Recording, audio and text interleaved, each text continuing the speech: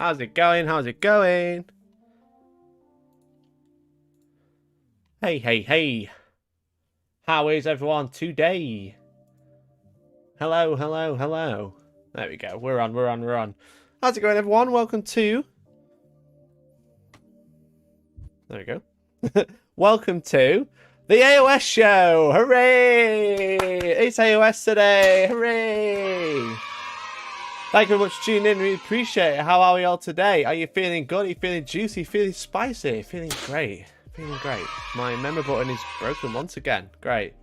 Hey, Captain Chaos, how's it going? We got Gumbalina. Hello, hello. How are you all doing today? Are you doing good? You feeling spicy? Feeling good? Feeling a little bit sexy, maybe? Maybe you're just having a great time? Well, that'd be weird because you're watching a Warhammer show. But also, welcome to the stream. Welcome. Hope you're all having a great time today. Hey, thank you much to the host. Really appreciate Datson's dog. How are you? Bork, and all that, you know. If my stream deck would work, that'd be great. So you might notice. You might notice that Jay isn't here. I told Jay that I was doing an AOS show, so it's probably best that I do it solo. Hey, thanks to the host. Really appreciate it, Does. I do it solo today because I'm going through all of the new AOS stuff. Because we have this. We have this to look at. So I said to Jay, because I'm going through this, there's probably not much point you joining tonight. So Jay's going to be back on Monday, as normal from next week. So exclamation point Mohawk. No J equals no lost subs, for God's sake. Exclamation point Mohawk. Check out Jay. Obviously he'll be back tomorrow going over some more 40k stuff, but we're mostly focusing on Age of Sigmar tonight, and that's not really his jam. So I thought it'd be best. And Jay hates AOS. He doesn't hate it. The thing is, Jay doesn't play OS, so it doesn't make sense to have him on. So we're just focusing on pretty much. We'll do a little bit of 40k because there has to be some 40k news today. But we're mostly focusing on Age of Sigmar today. Focusing on Age of Sigmar. So exclamation point Mohawk to go check out his channel. Go and give him a follow. He's an absolute legend. I just booted him off today. I just booted him off.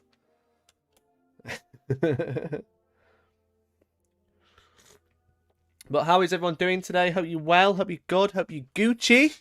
Hope you're having a great time. I appreciate it. I was excited to hear Jay's thoughts. I know we all were. To be fair, we all. You know, it's just one of those things. But yeah, Jay will be back on from next week as normal. And again, you can check out Jay's channel. He streams Tuesdays, Thursdays, Saturdays, and Sundays as well. So not mine either, but it's something to watch while I eat tea. Well, I appreciate that. Thank you very much. Again, I think a lot of 40kers might be interested to hear about Age of Sigmar. Again, it's Age of Sigmar Dominion pre-order week, so it's like big news, and the NDA dropped at midnight last night, which gave me I think it was 46 hours to make some content with it. Which is terrible. There's actually a great video today from Goobertown Hobbies. If I do recommend check it out, I'll post it on Discord, exclamation point Discord, which is very good, I think. But the core rules are free now, so we're gonna have to skip over that, but that saved me a job. But we'll go over roughly what's happening, you know, just what's happening. Okay. Been reading the core rules. Yeah, the core rules are free now. But let me say hello to everyone. We got Mr. Gumbalina. How's it going? We got Christos. This is the only conference I'm watching this evening. Yeah, fair play.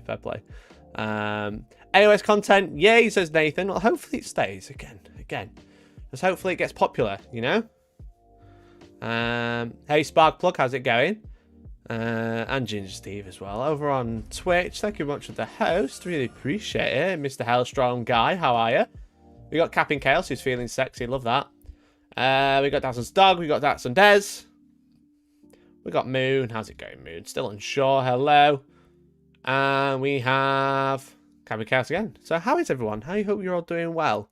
I appreciate it might not be quite as busy tonight, but hopefully we can go through some awesome stuff for you. Awesome stuff here. So, are you all good? I've had a very interesting week, but I was vaccinated today. Got my vaccine, which is good. I hope you guys have been able to get in for one if you wanted to get one. Hopefully you are wanting to get one, and hopefully you've managed to get in. But yeah, I posted on Instagram, activated my trap cards. I've got one of these bad boys now, joined the Boomer crew. I've also had a massively busy weekend filming because I've been filming loads with Dominion, which is obviously the new box set. I should probably go and get the models. The models are over there. And I've got a camera so we can have a look at the War Scroll cards. But I don't have the War Scroll cards to show off today. And the core book as well. Just wait for new Orcs chat. We'll do Orcs first. We'll do Orcs first and then we'll do AOS. I was going to say, how's the 5G implementation going? Actually, all right. You know, I've been talking to Georgie about it, and like, I wouldn't say my arm feels achy. It just feels like it hasn't woken up yet. Does that make sense? There's no pain, but like it feels like I just haven't like stretched my arm. But then when I do stretch my arm, it feels tight, and that's it. So yeah, I like next to nothing. If you hadn't told me I had a vaccine this morning, I probably wouldn't have noticed. You know, it's just because I think I'm like hyper aware of it. You know, I'm like hyper aware that something might happen to my arm. So I'm like, something breathes and something moves near my arm. I'm like, is this the vaccine? Is this what's happening? I've not slept much because I need to know how many points Archeon gets. Well, sadly, I don't know. And let me just quickly check something, and I might be able to say some more about that.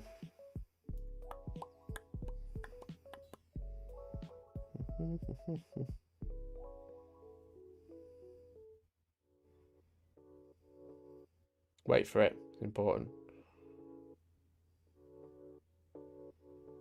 I can't say anything. Anyway, I've got no idea about Archeon. Oh, there is Orc chat. Now it makes sense, Jason here. Don't want to send some subscribers. Brilliant.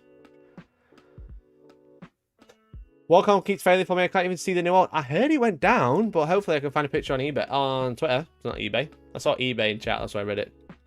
Is Wargaming community down?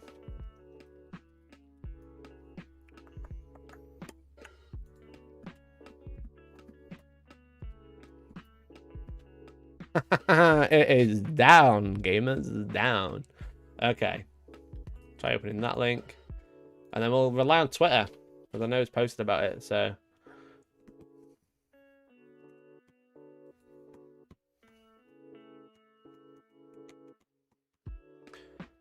It is even Warcom talking about it. Warcom are talking about it being down. Okay. Okay. Yeah, 503. Down.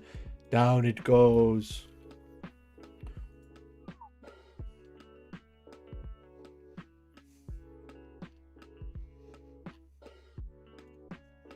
Let me open some images and then we'll have a chat about it.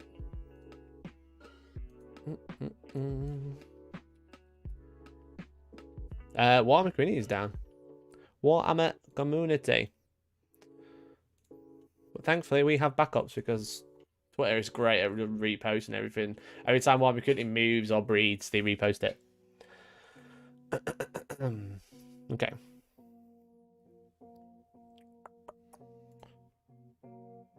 Boop. Boop. Orc chat.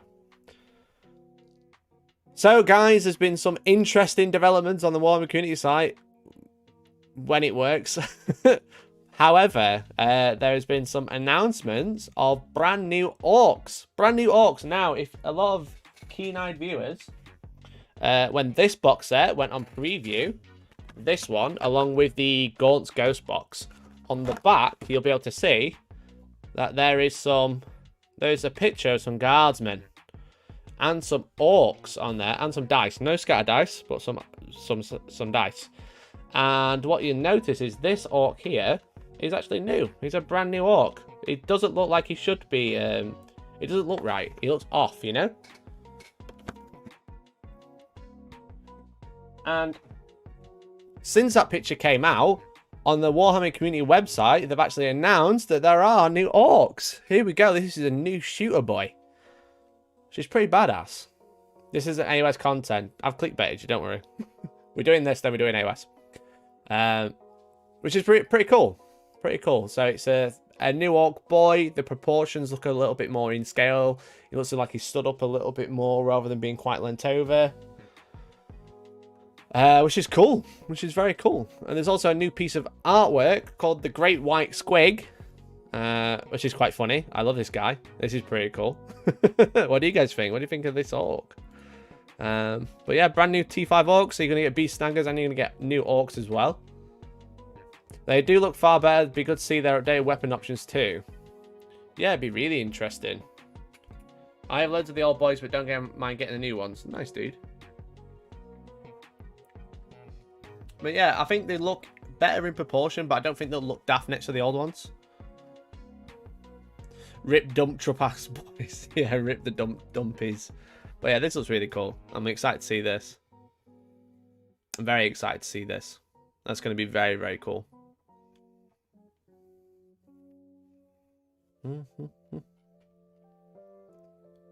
40k.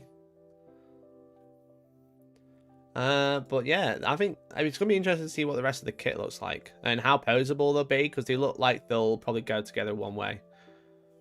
Unlike Primary / Firstborn, when the scale difference annoys me in the same army. Yeah, they look odd next to each other. Doesn't look that a big white. It's a great white squig. What do you mean? Looks like a shark. Looks like a shark, mate. Looks like a shark. What else have we seen? I've just searched orcs on Twitter. Look at this comparative. Look at this comparatively. That orc looked toughness 5. This one doesn't look toughness 5. I agree. There's this one as well that's doing the rounds. Don't believe it. It's fake. There's a scattered ice in this picture. Someone's photoshopped it. They look great. The white squig has a stick stuck into him to hold a shooter. Yeah, he does. Would have preferred traps. Yeah, I mean, that's what they do though, beast snaggers. They just bolt it on, don't they? Like, look at the orc or riding the squig where he's holding the gun arm and all his skin's just stapled. All his skin's just stapled, which is pretty fun. Pretty funny. What weapons do the orcs at the guard box have? They've just got shooters, mate. This model in particular is on the guard box, and the other ones have shooters as well, but you can't quite see them as well.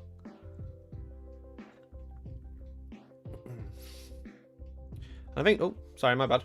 I'm just going to stop that recording. There you go. I think that's it. I think that's it for the orcs. There's not much else going on with them. And we can't see anything on the community website anyway. Okay, it's down. It's down. Oh, there's the full art piece. Oh, that'd have been good. So yeah, it should be interesting. Should be interesting. The squigs are pretty cool. All right, that was 40k. That's all the 40k news this week. There was nothing else. There was nothing else. Okay. Okay. But we're going to be talking. We're going to be mostly talking about Age of Sigmar today. We're going to talk about Age of Sigmar. Squig Boss, yeah.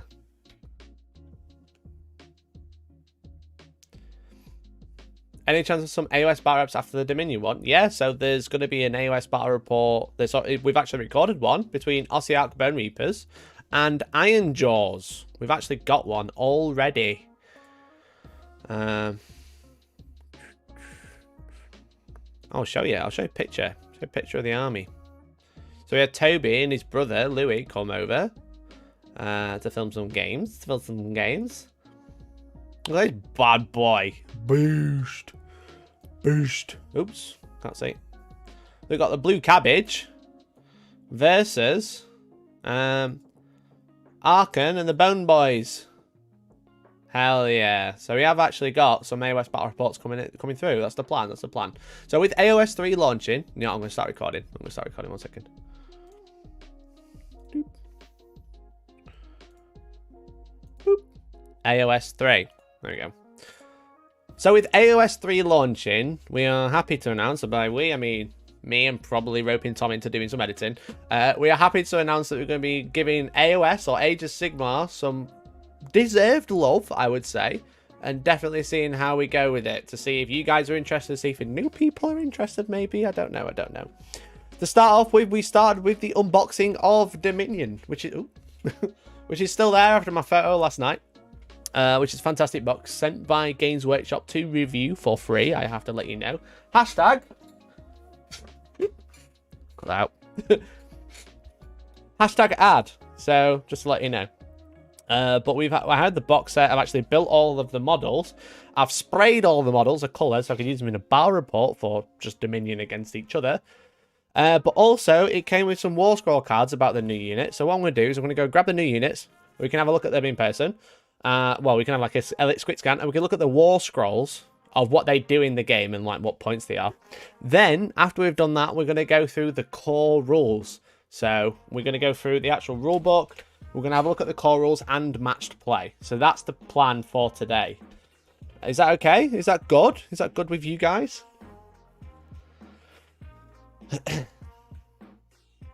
Iron Jaws, is there a unit of 6 gore grunters? I think you can take a unit of 6, yeah. Right, let me go and grab some models. I can sort my camera out. One sec. I haven't prepared. I've been a bit of a busy boy.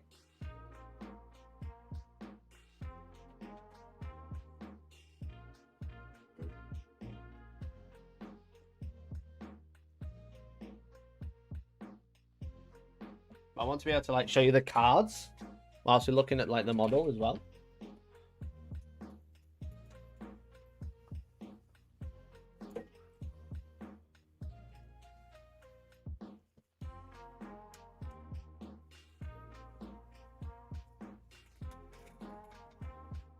So, excuse me a moment, I'll just sort this out for you. Doesn't look great, boss, I promise. It'll be worth the wait.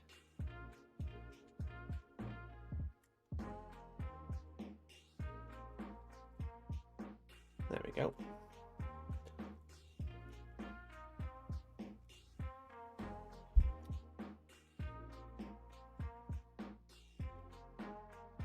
Oh, this is the new AOS channel I've been hearing about. It is. It is. Okay, we're an AOS channel now. Let me just make sure that works. Oop. Nope.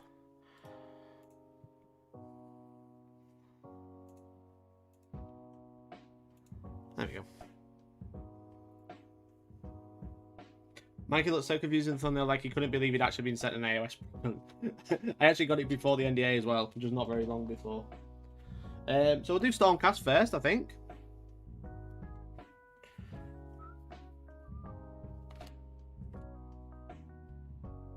Yeah, we'll go through Stormcast first.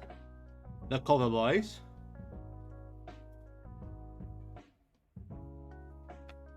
I'm going to put them in a nice order for you.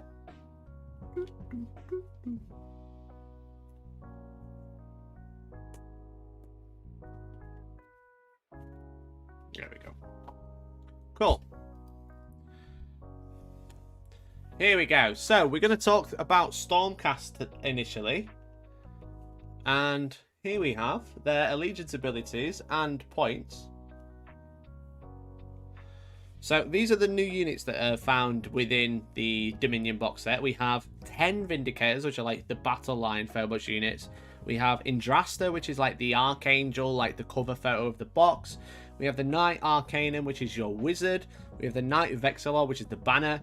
We have the Lord Imperator, which I'm not really sure where he fits. He's like a general, I guess.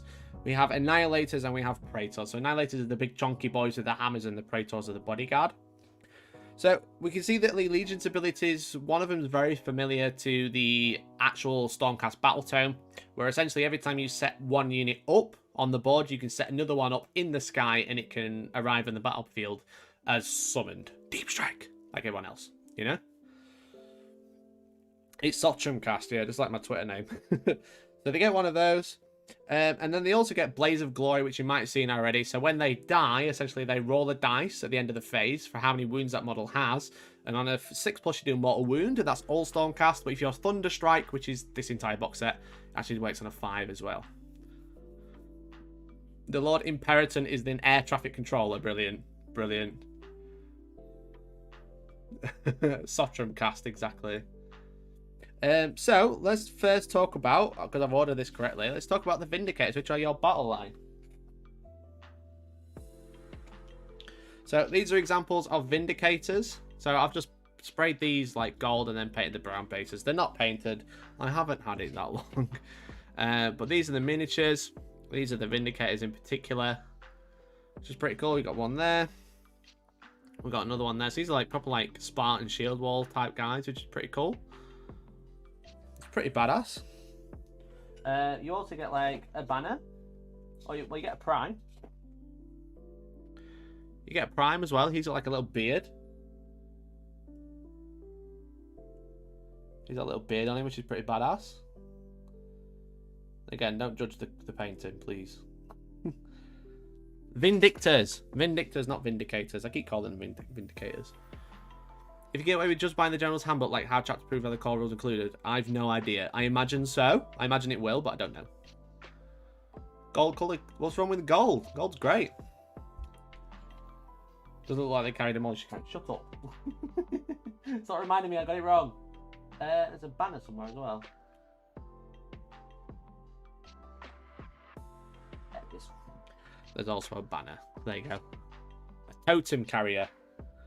What gold is that? It's just Retributor armor. Just through the airbrush. So if you've answered, but how are you planning to paint? So I don't know. I don't know if I want to go like traditional or do like my own scheme. Because I might do Hellstorm cast. You know? Hellstorm cast. I don't know yet. So I've sprayed them gold just initially. I might do them traditionally. If not, I'll do like a totally custom scheme. Are they a new Custodes proxies? Brilliant. But yeah, this is just Retributor armor, this. So, Vindictors, or Vindicators for short. They have 2 wounds, move 5, 3 up save. What I've found is pretty much everything that had a 4 up. Well, usually what happens in Age of Sigmar is if you have a shield, you have like a 4 up save and then you reroll 1s. Whereas in this, there's actually something that clarifies that if you have a shield, you get +1 save in the Cruel Boys. So I think you'll probably see that for a lot of factions when they do get an update. If they've got a shield, they'll probably get like +1 save rather than like rerolling 1s. They've got Reach 2, which is cool. Everyone in this box has a spear, which is amazing. It's in the spear meta. They've got 2 attacks, hit on 3s, wound on 3s, -1 and 1 damage. They have an ability called Storm Soul Arsenal. So essentially when they roll a 6 to hit, they do a mortal wound instead of any other damage, which is cool. So a 6 to hit just goes straight through any armor, which is great. They also have a champion, or the Vindictor Prime, who has +1 attack, and then they have a standard bearer as well, which essentially gives them +1 bravery. Yeah, +1 bravery, so it makes them bravery 8, so leadership 8.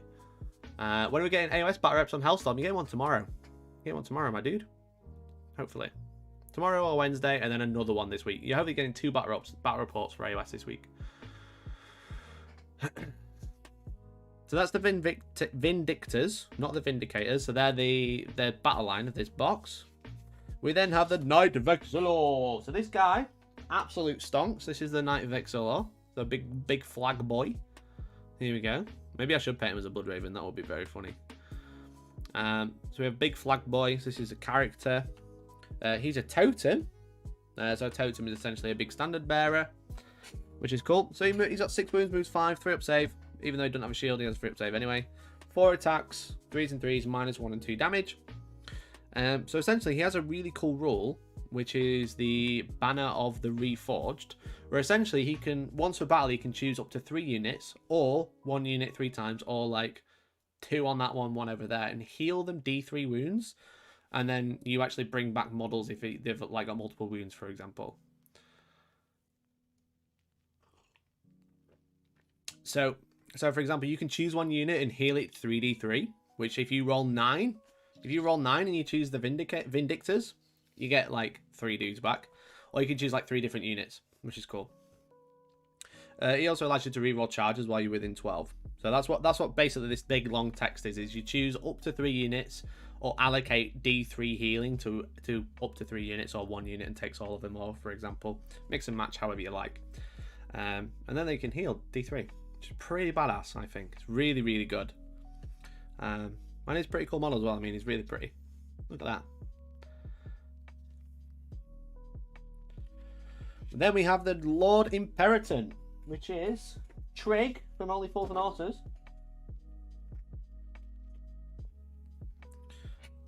Which is Trig and his Griffhound. This is the Lord Imperator. Which is pretty badass. Really like this guy's hammer and staff combo. Probably one of my favourite models in the box. And obviously, you get a Griffhound as well. Which is pretty cool. So he has a companion. So essentially, these models are treated as a single model. So you don't have like... they don't count as 2 models for holding objectives and stuff like that. He's got 7 wounds, moves 5, 3 up save, bravery 9. You can do a Stormcaller baton and weapon attack, like shooting attack. So that's what this thing is. D6 attacks, 3s and 3s, -1 and 1 damage. He also has, in combat, he has the Blessed Warhammer, which is 4 attacks, 3s and 3s, -1 and 2 damage. And then the Beacon Claws can attack as well, which is 4 attacks, 3s and 4s, and just 1 damage. This guy can issue commands once per turn for free. So commands are like, essentially, if you play 40k, like issuing a command is essentially like spending a command point, but you have to have like unit leaders nearby. You can't just do anything. Is a Griffhound called Dave? Yes. So for example, if you want to like auto pass morale, you need to have a unit champion in the unit, or you need to have a character nearby to issue that command. So if you haven't played 40k, that's essentially how command abilities work. Or they call it command ability, but like when you do it, it's called issuing a command essentially. So, guided by lightning. Once per turn, in your movement phase, if any friendly units with this ability are on the battlefield, you can say that will guide the arrival of Sigmar's warriors. So essentially, when you deep strike a Thunder Strike unit, if they've got a wound characteristic for 3 or less, you can deep strike them 7 away rather than 9 away, which is pretty normal. Which is really good. So you can get like things to deep strike within 7 inches. This actually really lines up really well for the Annihilators, the big chunky boys, the Thunder Donks as we've called them. So he's just like really, really strong, you know? He's just like a really, really good buffing unit. And he looks really cool. We got Trig and we got Dave the Griffhound. From what I've read, the stratagems are done via unit champions or from heroes. Yeah, so basically you can issue commands from unit champions, totems, which are like your banner bearers. They get like an 18-inch range, I think. Heroes get like a 12-inch range, and then generals get an 18-inch range as well. That's how you issue commands, essentially. So that's Trig. Then we have the Praetors. We get 3 of those. So these are the Praetors.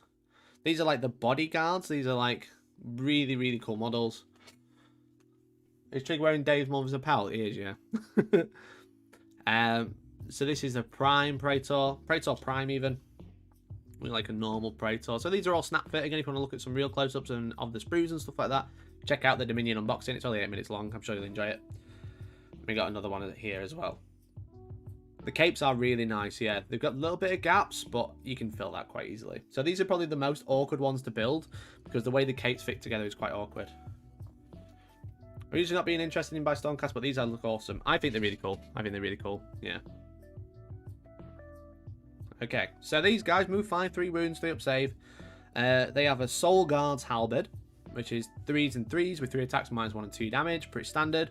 The Prime gets 1 more attack. And they have an ability, so essentially you, at the start of the first turn, you choose a hero. A Stormcast Eternals hero on the battlefield, who will be bound, and essentially these are like eternal bodyguards for that hero. Whilst they're within 3 inches, you roll a dice of the hero if the hero takes any wounds. On a 1, 2, or 2, the hero takes it. On a 3, 2, or 4, you take it instead of this unit takes it instead of the hero.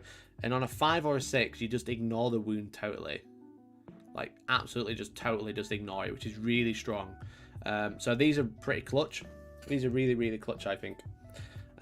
Again, we like in the battle report that's hopefully coming tomorrow or the day after, like Toby uses to protect Indrasta, who's actually a really, really sick character, and you don't want her to die. She's also really hard to kill, but this just like pushes it through the roof, absolutely through the roof, you know.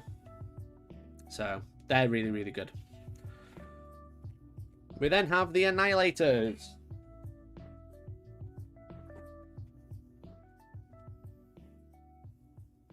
The Thunder Donks. The Thunder Chonkadonk. So these are the Annihilators. So essentially everyone's been saying these are basically Terminators. Yeah, fair enough. Big boys with shields. Big chonkers. Really, really slow moving, but 2 up save on these bad lads. And these are really cool. The hammers are really good. It's essentially the same as a halberd, but it's 3s and 3s. 3 attacks, -1 and 2 damage, which is awesome. The champion gets an extra attack. They only move 4, which is probably their biggest downside. But they have blades and impact. But when you set them up on the battlefield, each enemy unit within 10 inches, not wholly within, just within 10, on a 3+, takes D3 mortal wounds.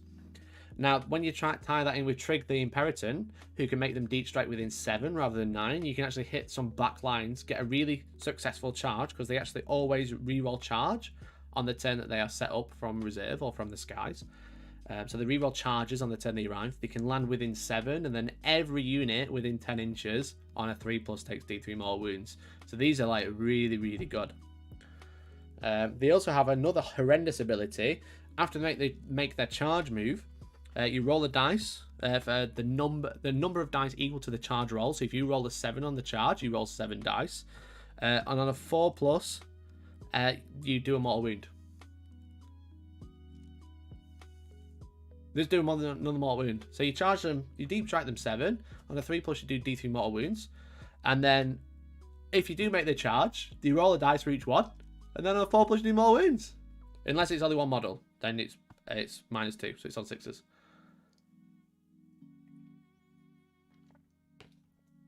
You say slow command for auto runs 6 inches, plus you can do another move command on them in the combat phase. You don't think you can. Don't think you can do a move in the combat phase. But you can move up to 10 a turn. Yeah, they can move up to 10. You can't charge if you do that. So that's the other downside, because you want to obviously get them in combat. That's the whole job. It's just sit and beat stuff up. But the real time that they do real damage is the turn they charge. The deep strike, do D3 moves to loads of units within 10. They reroll charges, and then when they do make the combat, they just roll loads of dice and do loads of more wounds. So, really, really good. Blazing Out impact is good, but the points worry me unless everything goes up. I imagine the entire game will go up about 10 to 15%, like 40k, because you're on a small board now. So. Okay, so that's the Annihilators. Big Thunder Donks. Very, very cool unit. Very, very cool. I really like them. Then we have the Knight Arcanum. Who is this young lass? We have the caster, the wizard. You're a wizard. You're a wizard. He's a wizard. Yeah, 109 points for 3. Yeah, well, yeah, but they're obviously a really, really good unit. And on the turn they charge, if they make the charge within 7 inches, they're doing an average like 10 more wounds. No, not 10 more. Like 6, 7 more wounds then fighting in combat. Not bad. Not bad. Still in a 4-up, don't forget. So the Knight Arcanum. She's a wizard. She's got 6 wounds, moves 5, 3-up save. 2 attacks, 3s and 4s, -1 and D3 damage, so it hits a little bit harder than the other units. She's a wizard. She can cast an Unbind 1. The great ability she's got here is Indomitable Law Seeker. So predatory endless spells can't move within 3 inches of her, so she's like a really good buff, or like a really good protection aura to be like, oh, you've got a Purple Sun, or you've got something like Pendulum or Geminids, which are like obviously really popular in AOS 2. I don't know what it's going to be like in AOS 3 because the rules aren't coming out until General's Handbook. This guy or this lady just doesn't let you go anywhere near them with those predatory spells, so she can like be really nice, like deterrent for all those abilities going off, which is really good. Really, really, really strong ability. Her unique spell is also excellent. It has a casting value of 7 and range 18. But you add 2 inches to the range for every Thunderstrike unit within wholly within 12. So it's 18 inch already. She's Thunderstrike, so it's minimum 21 inch range. And it just does D3 mortal wounds, which is really good. So it's like a targeted smite or like an old arcane bolt, I think what would be the equivalent. But for like casting value 7, minimum range 21, just pick a unit and there you go, D3 wounds. Really, really good. Really, really good. They do have +1 save for the shield as well, yeah, because they're really, really chunky. So those guys have got 2-up save, which is good. Really, really good. And then the final one, we have Indrasta, the Celestial Spear. So she is... Now, I apologise, I couldn't spray her wings white as well. Indrasta, this is the miniature for her. She is absolutely fantastic. Absolutely beautiful miniature. Even if you don't play Age of Sigmar, this is a great Celestine proxy. It's a great Sanguinor conversion. The wings are beautiful. Really, really, really nice. Really, really cool. Probably my favourite miniature from the box, if not the Cruel Boy Leader. Actually excellent. Actually excellent, I think. So that is Indrasta. That's the miniature. Very cool. So she has a whole bunch of abilities, and she's very scary. But she is 300 points, you know? She is 300 points, so that does make a difference. She has Fly. And she's got Move 12. 8 wounds, 3 up save. Pretty badass. She has Thengavar, which is the spear, which is 1 attack at 18-inch range and shooting. 2s and 2s, -2 and d6 damage. So just like nail a character from afar. Especially on a smaller board when you've got 18-inch range. That's like nearly half the board, especially because the 3 missions in the core rulebook, you set up 9 away, so you are 18 away. You're already 18 away. She moves 12. She can pretty much hit anything, which is really good. She's excellent, but not Cruel Boy's leader. Fair. The Cruel Boy leader gives me hope we might not get some new Thunderwolves. Well, maybe. Maybe. So she's got that. She's also got the Blade of the High Heavens, which is the sword. It's 4 attacks, 3s to hit, 2s to wound, -2 and 3 damage. So that's like up to 12 damage a turn, which is really good. So she's got a whole bunch of abilities. Which is really good. So she's got the Prime Huntress. Huntress. There we go. The Prime Huntress. So essentially when she fights a monster within 3 inches, the monster that she's fighting counts as having taken 10 more wounds for their damage table. So for some monsters, it might just be completely like you're on the lowest bracket, or for like completely like whittle something down to like halfway or something like that. Which is really good. She has a 4+ ward, so this is like a feel no pain, a damage prevention roll. So any wound she takes, 4 up, she ignores it. Right? Once per turn in your hero phase, you can return a slain model to every unit within 12 inches, where he's got wound characteristics of 3 or less. And also she makes things ignore battle shock. So tied in with the Praetors that we mentioned earlier, you take 3 units of these, right? Bodyguarder to her. Every time she's allocated a wound, you bump it onto a Praetor. If she does want to take it, she's got a 3 up and a 4 up feel no pain roll. And then every turn she brings another one back. In every unit. Which is so good. There you go. It's so good. This girl is 300 points, right? And you'll find that the Orcs have 300 points short of the Stormcast. The Stormcast have 300 points more than the Orcs, which I think in Drasta was kind of like thrown in on the side. Now see what Morven Val looks like outside the battlesuit. Brilliant. Scarbrand be heading straight for his lowest bracket is his best bracket. Fair. Yeah, because he gets angry as he dies, doesn't he? So that is the Stormcast. That's what the Stormcast do from the new Dominion box set. Let me know if you're interested in the Stormcast army. I'm like tempted to start a Stormcast army. I'm not so sure yet, but I just need to decide a colour scheme. I might do them red and black, which might be cool. And do Hellstorm cast, you know? Maybe I should do that. What do you reckon, chat? Hellstorm cast? That would be cool. Would be epic. I think so. You want to do a Stormcast army? As I said again, I reckon because of how many points are in this box, as I said, you get like 1,300 points. You could probably buy another box set, right?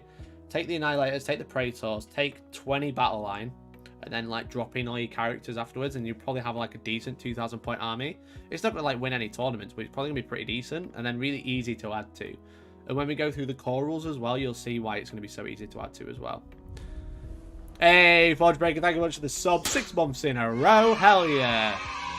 Hell yeah. Thank you very much, dude. Really appreciate it. Let's get some hype in the chat. Let's get some pog. Let's see your best emotes. Hell yeah. Thank you, man. Thank you, man. And that's it. So, say hi to YouTube. So that's everything that Stormcast do. So make sure you check out the other videos. We're going to go through what the Orcs or the Cruel Boys do. And also another video where we go through what happens, how the core rules have changed, and how the new missions work. So hopefully you can join us for that. Otherwise, bye-bye for now. Don't go anywhere. That was just one recording. We're going to do another one. Cool. Orc time. Okay, there we go. Now I'm going to talk about Orcs now. I'm going to talk about Orcs now, gamers. Let me just move this out of the way.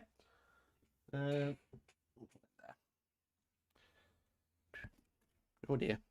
Need some more range units. I'd imagine Stormcast's got nice shooting in the old units. Yeah, so the shooting, I imagine is going to go up a lot in points. Just because I think they know it's an issue. And they can do a lot more now. Are we watching the recording right now? Showing head to confirm it.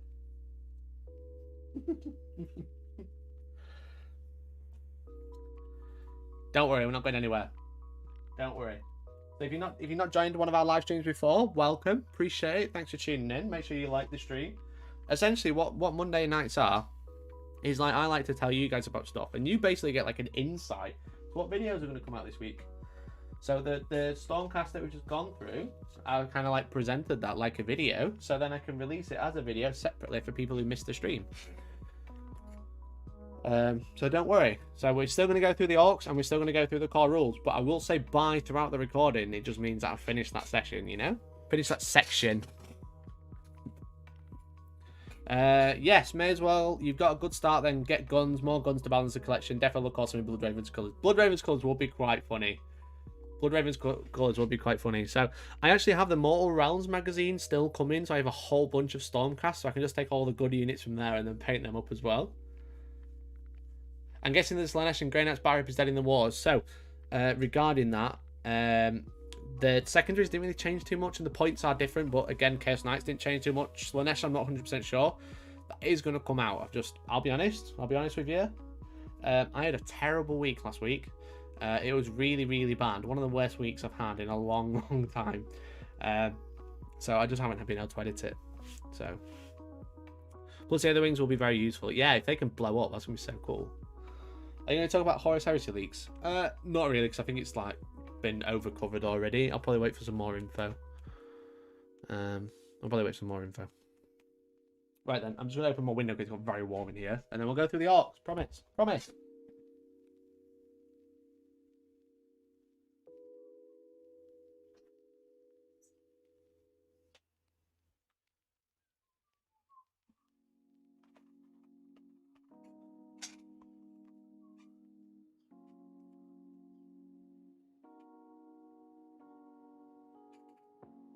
I think Jay mentioned you lost a bunch of footage.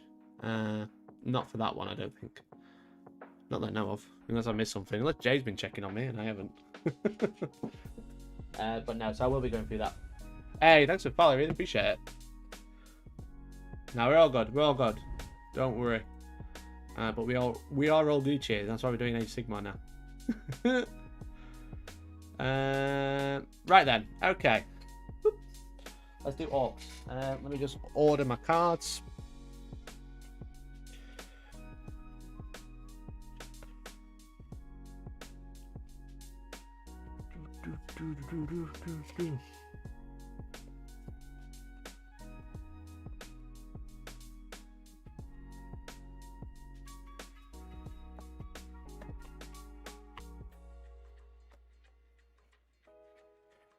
So, we're going to go through what the orcs do now. So, the new Cruel Boys from the Dominion box set. You've probably seen some pretty models. I'm going to show you which models we've got. I'm going to show you the points. I'm going to talk about their allegiance ability. I'm going to talk about all about what they do on the battlefield. Which should be very interesting. So, click like and say hi to YouTube if you're watching live right now. So, the orcs, the Cruel Boys in this box set, they come with quite a few units. They come with quite a lot. They come with one battle line, loads of leaders, and then they come with like one normal unit, some hobgrots as well. Lovely rack in the background, by the way. Appreciate it. Thank you. So the Cruel Boys are a new orc faction or orc faction in Age of Sigmar.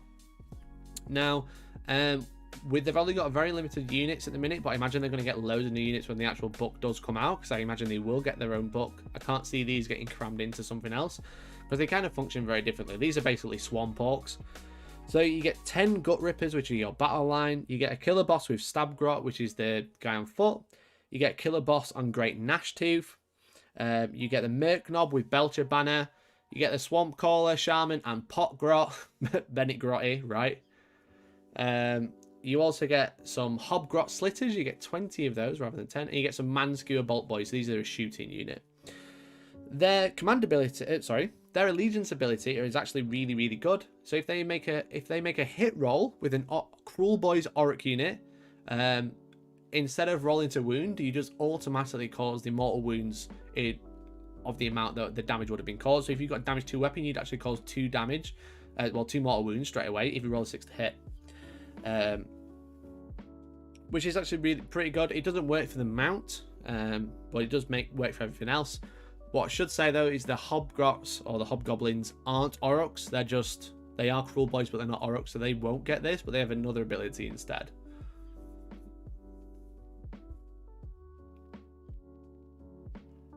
Donkey. So that's their allegiance ability. A very strong allegiance ability, especially because these guys have just a bunch of attacks as well. But we'll start with the Hobgrot Slitters. Now, I'm not going to pull out the entire unit, but I will pick up 2. So these are the Hobgrots. So these little tiny goblins on 25mm bases.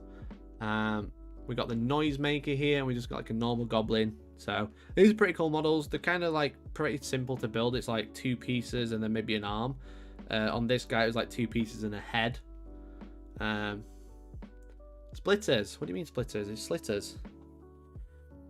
So these guys are really, really cheap. They are 95 points for 10, which is like super cheap. So like 190 points for 20.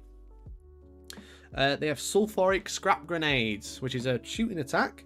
It's 1 attack, 4s and 3s, -1 and 1 damage. What I should say is when these guys have the Musician, so this guy, when they have the Musician in the unit, the Noisemaker, they can actually run and still shoot, which is pretty cool. They can still throw grenades at no penalty, so they still hit on 4s. They also get Slitter Knives, which are 2 attacks, 4s and 5s, no rend and 1 damage. But the Stab 'em Good ability, if you roll a 6 to hit, you get 2 hits. So instead of doing mortal wounds, these guys get 2 hits instead. When you step on one of them, do you have a splitters in your feet? Yes. Yes, exactly. The champion gets 1 extra attack. The standard bearer lets you reroll battle shock tests. And then the musician lets you run and shoot, which is pretty good. The move 5, they've got 6 up save, bravery 4. They're pretty terrible, but they're just like cheap. That's the thing. They're just cheap objective holders, I think. So I'm not too sure I'd use these too much myself. I'm very excited to see the rest of the range. Obviously, there's been stuff that's been previewed already, such as the big like ogre troll thing, and then there's like a big bolt thrower thing. So these are probably the first things I'd drop out of this list. So then we have the Gut Rippers.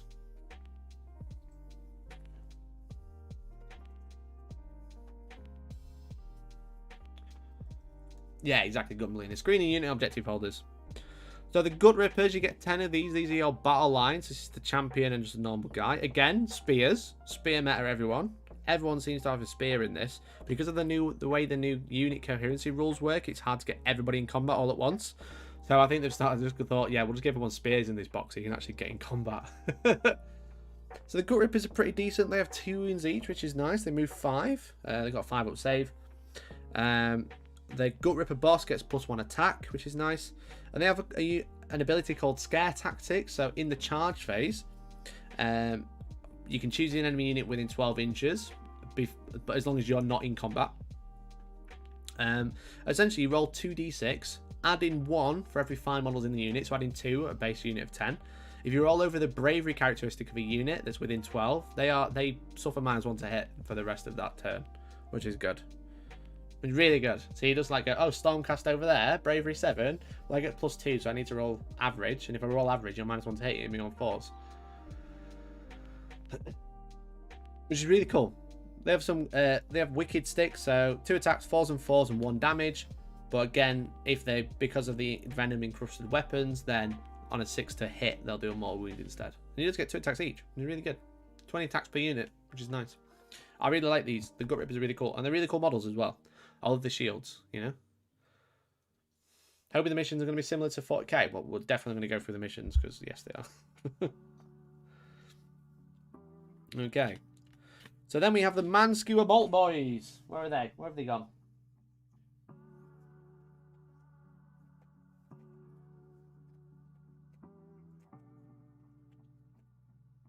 So these guys are the Man Skewer Bolt Boys, which are really cool. So these are like little shooter boys, which are nice. A really nice model to get 3 of these in a unit for 120 points. So they move 5, 2 wounds, 6 up save. So obviously they don't have a shield, so they have a worse save. They get 2 attacks in combat, 4s and 4s, and 1 damage. So they're actually the exact same as Gut Rippers, except for the range. They have a crossbow. So they have 2 modes of fire with the crossbow. If they stand still, they can shoot at 24 inch, 1 attack, 2s to hit, 3s to wound, -1 and 3 damage. 2 damage, sorry. And then if they move, they can only shoot 12 inch, but they get 2 shots, but it only hits on 4s, which is pretty cool. So that's a pretty good unit. Actually a pretty good unit. Again, like unit 3, you can do up 6 damage. If you roll the 6 to hit again, you do more wounds, so you might actually want to move and shoot, so you can get 2 shots rather than 1. I'd almost forgotten how bad AOS names are. They are pretty bad, yeah. The change to piling may mitigate the reach and coherency issues, so spears more just style picks. The thing is you've still got to be within an inch of 2 models. So when you've only got an inch reach, if you're on like a 32mm base, it's going to be really hard. Whereas normally you might be able to get 2 in combat, but really you're probably not going to struggle now. So yeah, these are pretty badass. So that's basically what this rule is. If they did not make a normal move, and they're not within 3 inches, then they can shoot heavy weapon, the heavy shot, the aimed shot. So that's the 24-inch one, which is really good, really good. So again, a little clutch unit, 120 points, pretty cheap. Sniper characters with them, and they're decent in combat as well.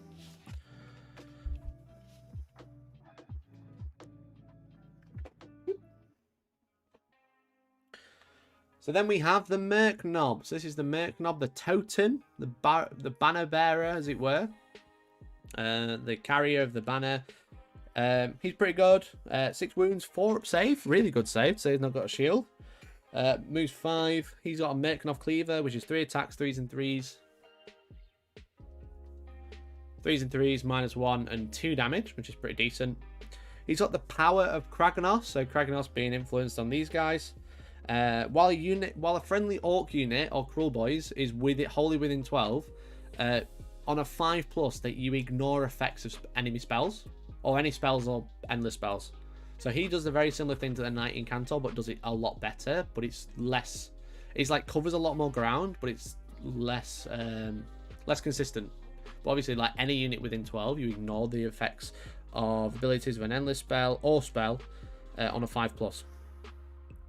Really good, really good unit, I think. Like in the starter game, there's not really much that goes on with it. It might happen once, but like in big games, if someone's spamming endless spells, if you got like you're against Nagash or something like that, and you go, "Oh, you're gonna do 8d3 mortal wounds with arcane bolt," well, I ignore probably on average 1 or 2 of those at least. You know, really good. Do you think you'll be able to combine some Iron Jaws with conversions? I imagine so. I'm not really sure how the ally system will work with the new battle tome. That's something we'll have to wait for. Because you can ally stuff, but the Cruel Boys might say that you can only ally so much, or they might be all one army. I don't know yet. Don't know. This guy can also do mortal wounds to an enemy unit in combat, basically. So at the start of the combat phase, roll a dice for each enemy unit within 3 inches of this unit. On a 1, nothing happens. On a 2 to 5, we do mortal wound, and on a 6, you do D3. It's pretty good. But he's the anti-spell ability is actually really strong, and I don't think he's too expensive, right? He's 115 points and he's a leader. So he's a totem as well, so he has a better range for issuing commands because he's the banner bearer. So pretty good. I like him.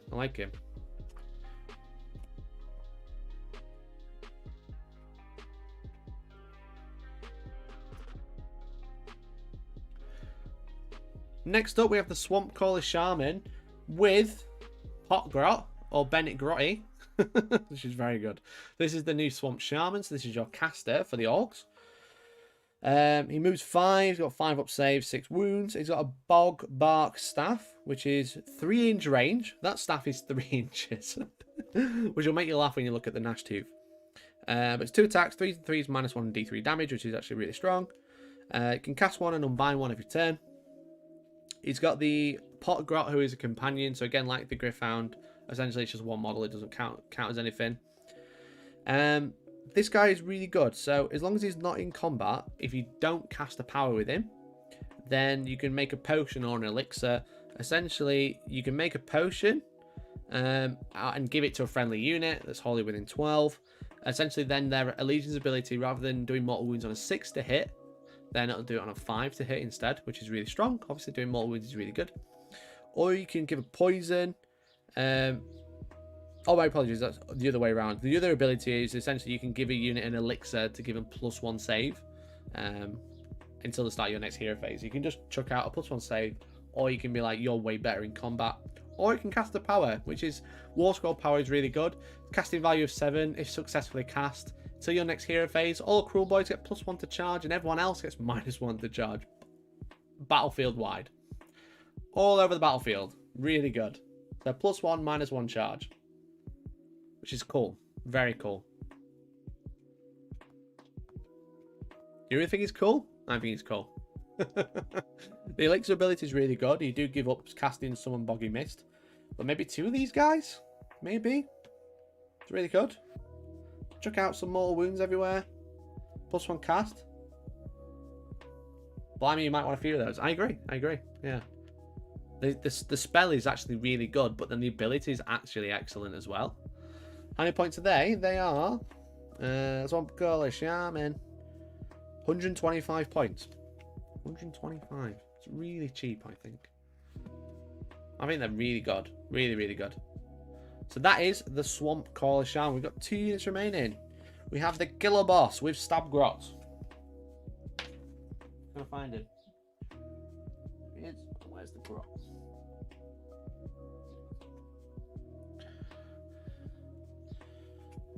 That's crazy good for the points. Easily 2. I agree. You want 2 of those. 2 Swamp Caller Shamans, really strong. So then we have the Killer Boss with Stab Grot. So this guy is actually the only one with an option, except for heads. He can be clipped with a flail or a shield. I'm with the flail because it's cool as. But he comes with a little Stab Grot as well, a little companion. So again, companion and him count as one model. But he's pretty cool. He's pretty cool. If you give him a shield, he gets a 3-up save. So again, that what I mentioned with the shield getting +1 save. So he has a 4-up normally, but if you do give him the shield, he gets +1. He has all part of the plan, which is essentially Cruel Boys ignore Battle Shock while they're within 3 inches, which is really good. So you can have a couple of these around. These are guys like 100 odd points. 140 points, you can just have like a ignore Battle Shock aura. Whereabouts is that rule for the shields? It's not a rule as such. It's more of an observation, you know? The Vindictors are like way lankier than Liberators, but they got a better save. So and then this guy has a, if you give him a shield, he gets +1 save. So it just like makes sense that shields are probably going to give him +1. I mean, game wide. I imagine that's probably what we're going to change to instead of like getting reroll ones and stuff. There's not really a rule. It's just something to be aware of. If you do have a shield, your save might increase. Again, it's just an observation. Guerrilla Miniature Game says the new standard game is 1500 points. Is that true? I don't think so, mate.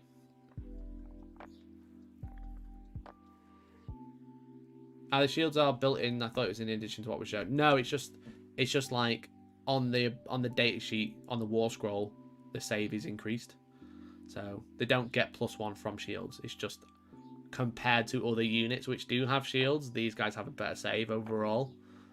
Because like normally you get like a 5-up save, but then like reroll ones, whereas now they just get like a 4-up or like a 3-up or something.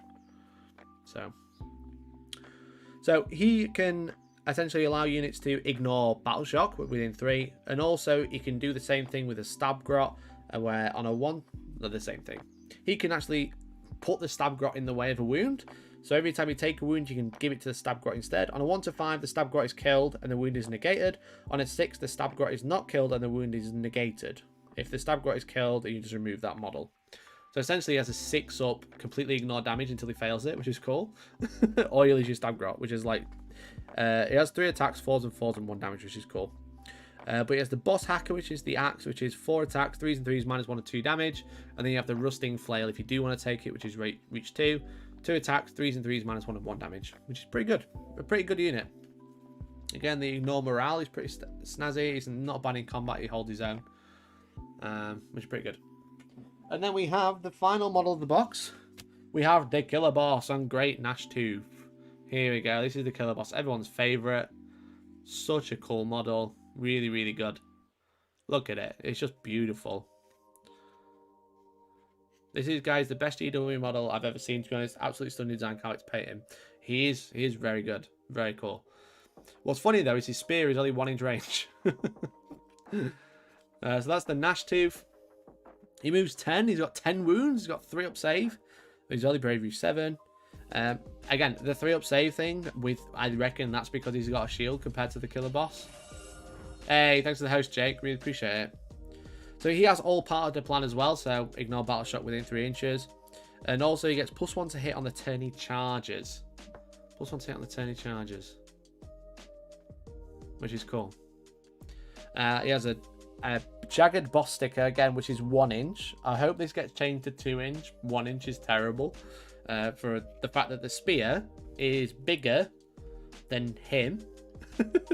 Whereas the shaman, this staff is 3 inches. This is bigger than the staff and the person carrying it. But it's 3s and 3s -1 and 2 damage, and then the bone crushing fangs, which is 3s and 3s -2 and 2 damage, which is good, really good. Most of the new cav is 1 inch range done recent. I mean, look at it, it's a massive spear, Dan. It should be 2 inch. They confuse range with damage, maybe. They do seem to reduce the spears. Well, every other spear in this box is 2 inches. It's just this one that's 1 inch. So he's high up, so further away. I guess so. Yeah. But a really, really cool miniature. Really, really nice. The base is really cool. The scenic base. I love the swamp stuff. I've based this with like some Vallejo pumice and then some sand on top and some little cork bits that the Colour Forge sent me. So check it out. Engagement is still 3 inches, yeah. Yeah. A lot of the samey wamey. A lot of the same in that stuff. But that's the Great Gnash Tooth. Again, really good unit. So that is it for the Orcs, the Cruel Boys. Are you interested? Are you going to buy some Cruel Boys? Are you ready to paint this guy? I think everyone wants to paint this guy. Again, he's really cool. I am very tempted to start a Cruel Boy faction. Because I think the models are really cool. I don't play Orcs. I think they'd be like a really cool destruction faction to go with. But then I'm like, do I want to play Sons of Bahamut instead? Maybe I want to play Orcs because they look like Lord of the Rings. We've got Azog, the Pale Orc, you know. I don't know, you know, it's interesting. But are you guys interested in getting the Cruel Boys? Let me know what you think. I'm excited to see the other releases. I don't think what we've seen so far is everything. I think there's going to be something else, you know. I think there's going to be a little bit more because there isn't quite enough. There isn't quite enough in the box to make a whole faction with just 2 more units outside of it. But I think, again, like I said with the Stormcast, we've got like 1,070 points here. If you buy 2 boxes, you've got like a nice force. I imagine what I would probably do is probably try and drop the Hobgrots and take more Gut Rippers because I think they're a lot better. The Hobgrots are 95 points for 10, whereas Gut Rippers are 180.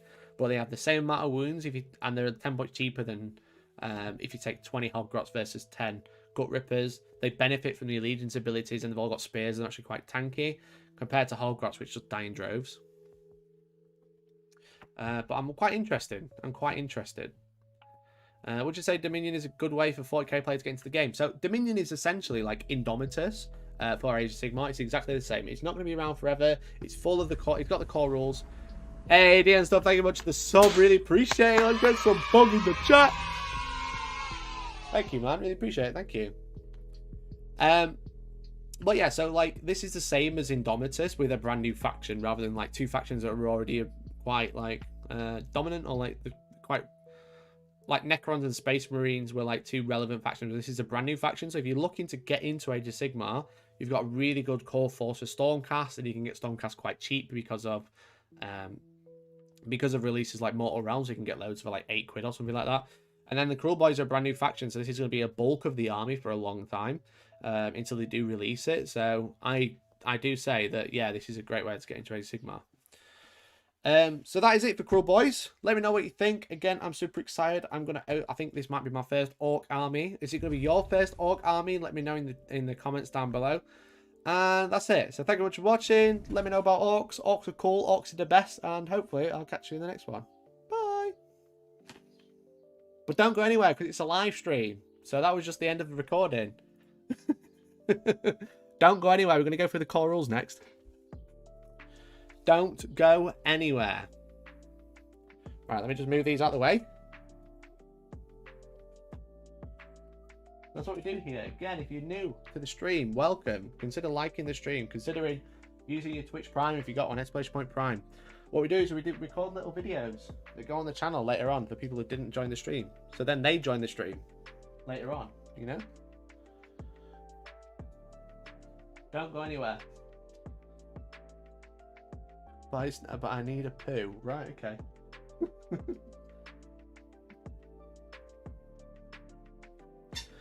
Right then, so we're going to go through the core rules next. So I'll introduce the video and then we'll go through the core rules. So don't go anywhere. Don't go anywhere. Oh, grab a drink. Hi, are you enjoying the AOS content? Are you interested in AOS yet? What are you thinking, guys?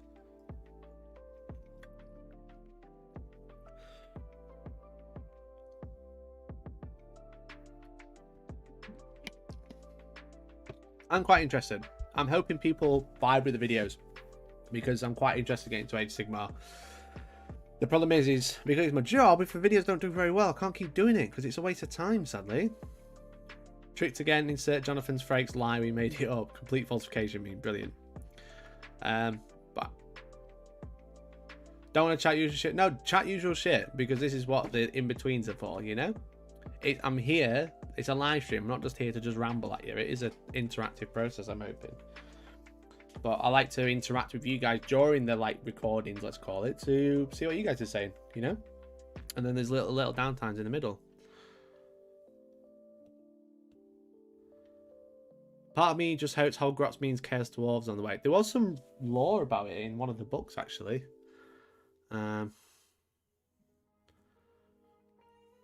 AOS had a rocky start as a game, and I think that's made it unappealing to a lot of hobbyists. I agree.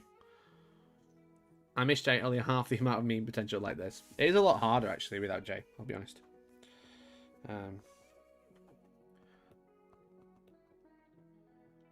It is a lot harder. But I got you guys to look after me, so that's the main thing. Currently the more vivid game compared to 40k. What do you mean? What do you mean, dude? Just catching up with the chat, seeing what you guys are saying.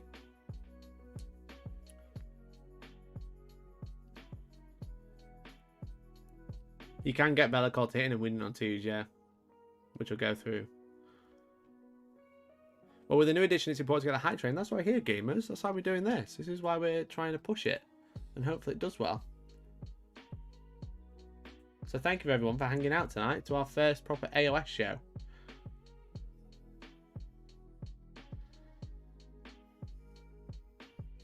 My problem with AOS is GW just shelving a faction for 2 years. I'm taking fish shells, bro. It makes me sad. Meanwhile, other factions get like 3 books and tons of releases. Yeah, they do kind of like... It's not quite as intense a release schedule than 40k, which is great. Because it means you can settle in the game for a little bit longer. But also, yeah, I agree. Some factions just left by the wayside. Like, I play Maggotkin. Maggotkin and Nighthaunt, and they've only just had updates. They've had nothing in between, you know? Nighthaunt came out at the start of 2nd edition, which was like 3 years ago.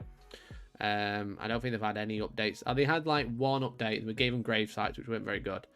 And it was just like, and then they nerfed Grimghasts. And then I've been playing Maggotkin and Demons, and they just weren't very good until very recently.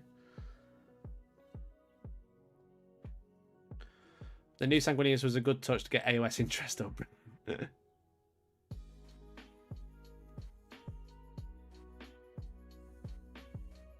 From your first few games, how did you find the perceived rules bloat compared to the previous version? It's a bit of a concern with 40k, so I've decided to focus on one faction.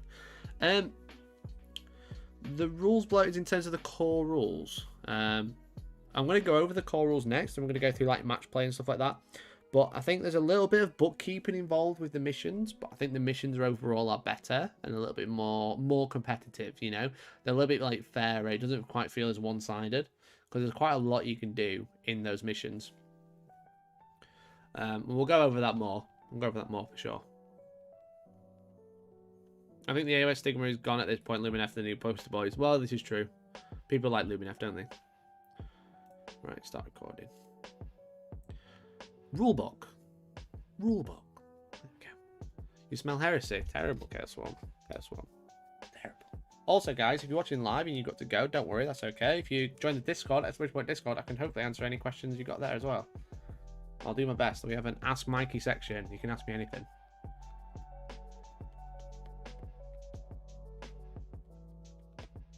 Okay. Right then, we're going to do another recording now, so say hi to YouTube. Say hi to YouTube, everyone. So guys, Dominion has arrived along with a fantastic new core rulebook, which is this one. It looks great, it's very cute, it's got Indrasta on it. It's very pretty, very nice piece of artwork.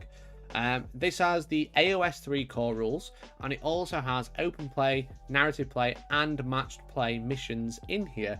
Now, the core rules are free. They are free on the Wargaming community website and probably somewhere else on Games Workshop website. So I'm not going to focus too much on the core rules and exactly what happens. So we're mostly going to focus on like how match play missions work in this video. But we will reference the core rules as well, because there is a lot of changes that you can do. We'll reference a lot of the new command abilities, especially a lot of like quite interesting things you can do. And then we're going to talk about the match play missions as well. So if you're new to Hellstormwargaming, then consider liking the video. And if you want to watch a couple of videos, we've got loads more coming out. Got some battle reports coming out between Ossiarch, Bone Reapers, and the Iron Jaws as well. So consider subscribing, and let's get into core rules / match play missions. Okay. Okie dokie. So I don't want to sit and read every core rule because they are free. You can read them. But I'm going to try and go through like the changes of the new stuff. So I'm talking to you guys. This is a part of the recording. Cut this bit out, Tom. We're going to go through like the changes from like the last edition to this edition, the really big things. So we will go through the core rules. We're not going to sit and read them. I'm going to like look at the headings and like give you an overview of what's changed, essentially. Will there be a legendary Brothers style introduction to any AOS game with Elliot ever? I mean, we'll just have to see. We will have to see. Okay. Would you like some of us to point out a few changes we may have noticed? If you've seen anything whilst reading the core rules yourself, gamers, watching live right now, then yes, please let me know. Please mention it, because I might miss it. I don't want to miss it. So, but essentially that's what I'm going to do. I'm going to go through the core rules. I'm going to like look at the headings. I'm going to talk about things that I've noticed which are very different or like very interestingly different. And then again, if you guys see anything, then let me know. Let me know in the chat and I'll read it. So, okay, back to the recording. So we're going to go through the core rules, and we're going to essentially like go through all of the main changes from AOS 2 to AOS 3, and then we'll talk about like how to score in match play missions, like how they work and stuff like that. So we have the core rules here. A lot of it is very familiar. The main one is being like stuff that's been mentioned on the Wargaming community website, such as unit coherency. Units essentially have to be within 1 inch of 2 models if there's more than 6 of them, rather than just more within 1 inch of others. Just move my keyboard out of the way.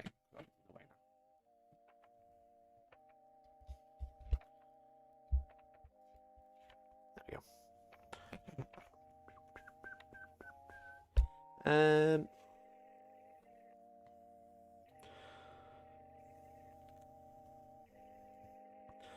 What I thought was quite interesting is you have contradictory effects now. So if you have an ability that stops you doing something and then an ability that allows you to do something, you essentially take the new ability that was applied latest and treat that one. We had something come up in the battle report between Bone Reapers and Iron Jaws, where essentially Toby was using Bone Reapers, and you can stop a unit running, and it can only charge on 1d6 using the Bone Tie terrain piece.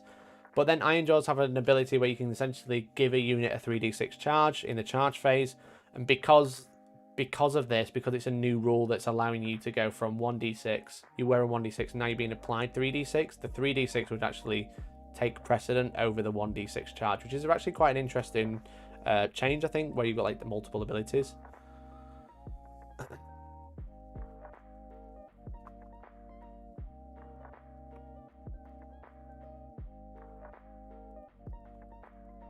I don't think there's much new here, except for the command points.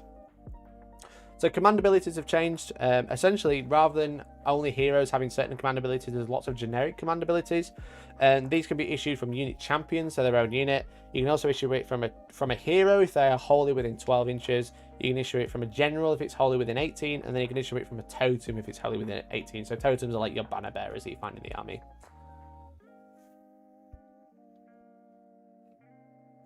What's awkward? Gummer. What's awkward? It's actually completely different to Strike First, Strike Last in 40k because it doesn't cancel each other out. You take the newest one.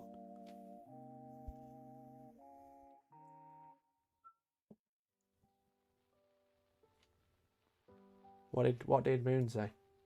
What did I miss?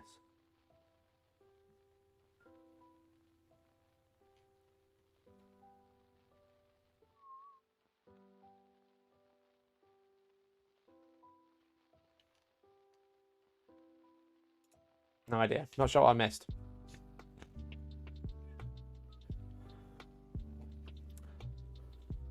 I just read they cancel out. They don't cancel out. There's contradictory effects. When the effects of two or more abilities are contradictory, the last one that's applied takes precedent.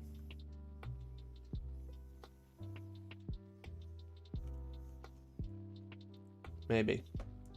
Says it there, look. I don't know if you can see that. It'll be zoomed in on the video, but... Page 13 of the core rules. What section? Let me know. Let me know. Because I don't have... I'm on page 253.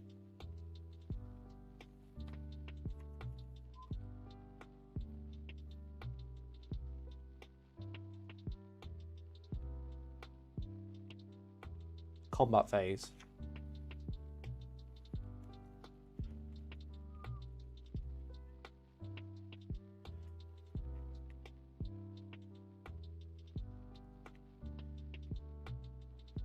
Strike first, strike last. Oh, right, okay. That was talking about I was talking about 40k, but compared to like contradictory effects. If it's strike first, strike last is the case, that's fair enough. That's fair enough. The triggered effects is really interesting because this says that the effects of some abilities are applied when dice roll triggers them. For example, the effective ability that might be triggered if the unmodified hit roll of an attack is a 6. A triggered effect is applied immediately after that roll is triggered. If two or more effects are applied, yada yada yada. But in Age of Sigmar, you actually do re-rolls after modifiers. So after modifiers is usually like if you like a minus to hit or something like that. But we're not. There was an interesting debate that something came up because the Great Unclean one, or like Maggot King of Nurgle having a artifact that can force opponents to re-roll 6s to hit. But then there's lots of abilities that trigger on a 6 to hit. So it's interesting to see if those abilities would trigger on that 6 to hit, but then be forced to re-roll, which would make sense to me, or whether they trigger even though they've rolled a 6. Which is interesting. Which is interesting. A weird one. A very weird one. So we talked about command points. In the hero phase, there's actually a lot more you can have to do. I've kind of taken it from the start of the hero phase is its own phase as well.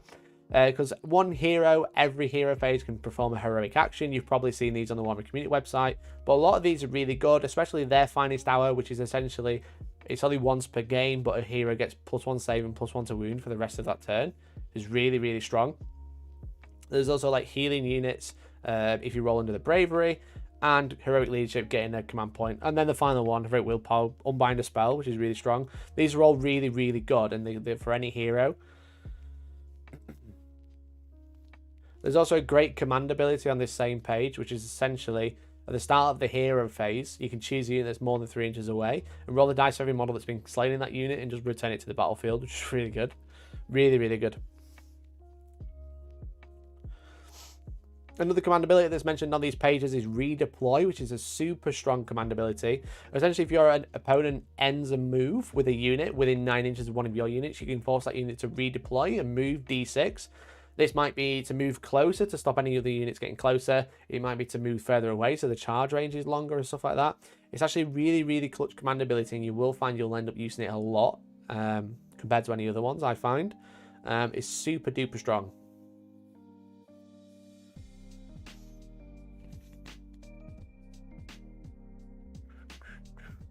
There's nothing crazy about movement, I don't think.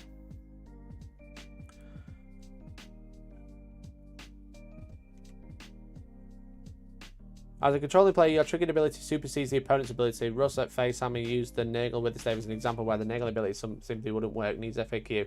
Yeah, exactly. It's a really weird interaction. Really weird interaction. It will need an FAQ. The entire game needs FAQing now, because every battle tome is not written for this game. Hey, thanks for the sub. Welcome to the stream. Did I miss a page? I don't think I did I? Oh, there's probably one good one to mention here as well. When you make a retreat, you can't actually run from a retreat, with something that a lot you could do in AOS 2. That's all pretty much the same. We're not going to really focus on that too much. There's a good command ability for forward to victory to allow unit to reroll charges, and also unleash hell. So after a unit makes a charge move, if it ends within 9 inches of a unit that can shoot, you can actually force that unit to shoot, unless it's within 3 inches of enemies, and it has to shoot the same units in combat with. But this is just like really good. I'm not going to address that, it's too complicated. There's nothing crazy here. Oh, they're these two. There's also all-out attack and all-out defense. Again, 2 super popular command abilities to give yourself +1 to hit when you're chosen to fight, or all-out defense to give you +1 save, just like when you're targeted for the rest of that phase as well. So again, there's lots of command abilities here which are really good. And also you can force a unit to not take battle shock, which is really good as well. Just automatically pass. Now, there's lots of ways you can actually generate command abilities, and they don't carry over to each turn. You actually get fresh command abilities every turn. The player, after the priority roll, the player who takes the first turn gets 1 command point, and the player who goes second gets 2 command points. Both players every hero phase gain another command point in every hero phase if their general is on the battlefield. So you usually start with 2 to 3 command points. There's obviously the heroic actions to take another command point there. There's generic artifacts to gain command points, etc. Or command traits and stuff like that. And then all these command points are spent on these command abilities to make your units just function a lot better. So the fact that you have all of these great abilities and you're generating like 2 to 3 command points a turn is really good. And the heroic action is done in both hero phases as well. It's not just in your own hero phase. So you can generate an extra 2 just in the hero phases by rolling a 4+, which is really good. Really good.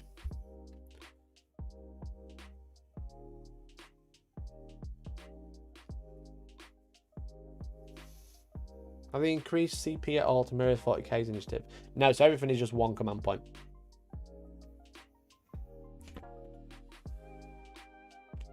I'm not really bothered about terrain. We'll talk about this.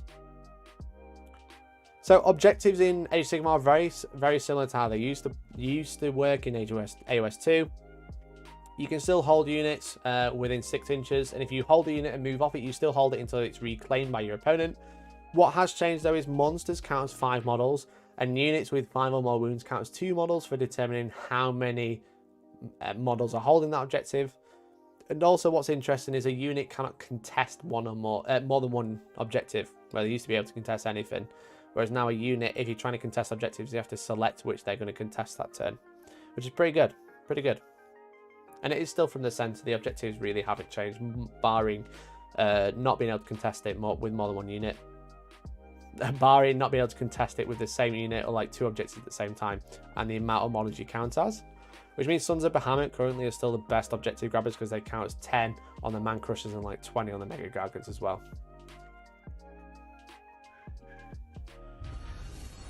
Hey, thank you much for becoming a member. Really appreciate it, Lord Gitface. Hell yeah. Thank you, man. Let's get some pog in the chat.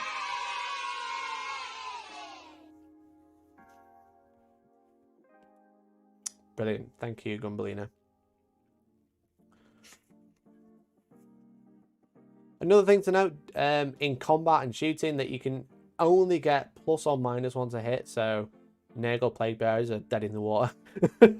And you can only get +1 save maximum. So you've got like Mystic Shield, which is +1 save. You've got Command Abilities, which is +1 save. But you can't stack this, it's maximum +1. But Rend is obviously no limit, and same with Battle Shock and stuff like that. With Wizards, you can only take 1 endless spell per wizard now. You can't take multiple endless spells for the same wizard.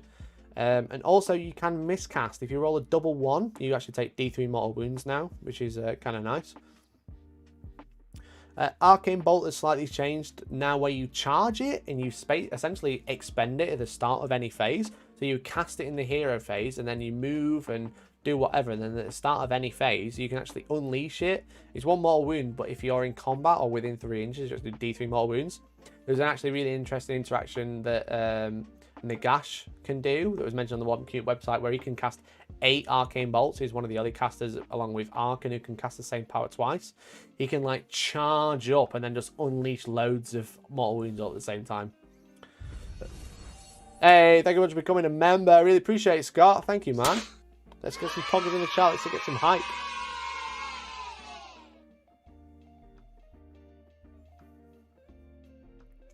Also, Mystic Shield, as mentioned, is +1 save now. You can start stack it to counteract rend, but you can't get better than net +1. Yeah, I think that's right. I think that's right. Let's have a look.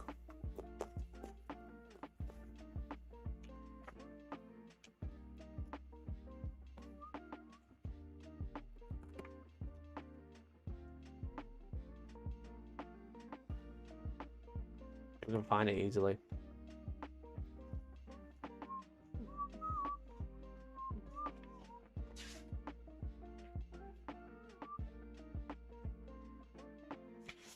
Be here, won't it?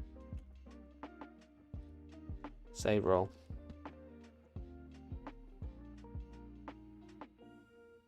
The save roll cannot be modified by more than +1. That's it at the end.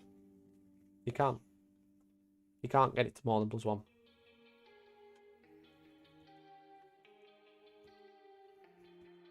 Interesting.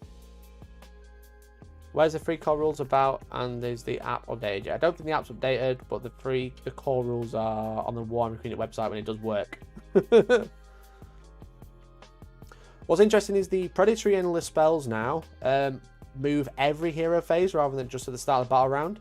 So they actually move twice. So I think a lot of them will have some really big nerfs in the General's Handbook, or be a lot cheaper in points. I'm not sure yet. But it's really interesting that they all move twice rather than once.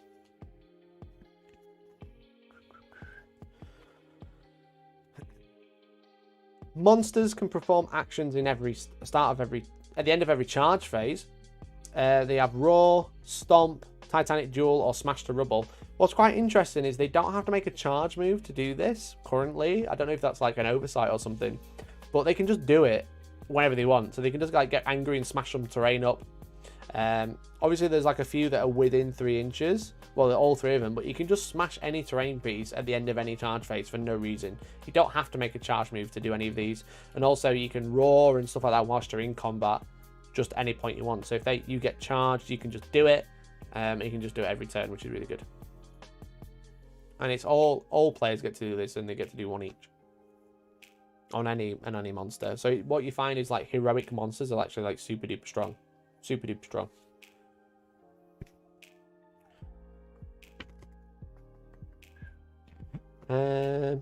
Got battalions. Got battalions next. Nagash does roar. He can roar.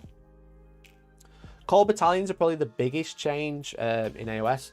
So I will say now that War Scroll battalions, which you can find in your battle tome, are actually illegal in match play. But all of the core battalions are free. They don't cost anything.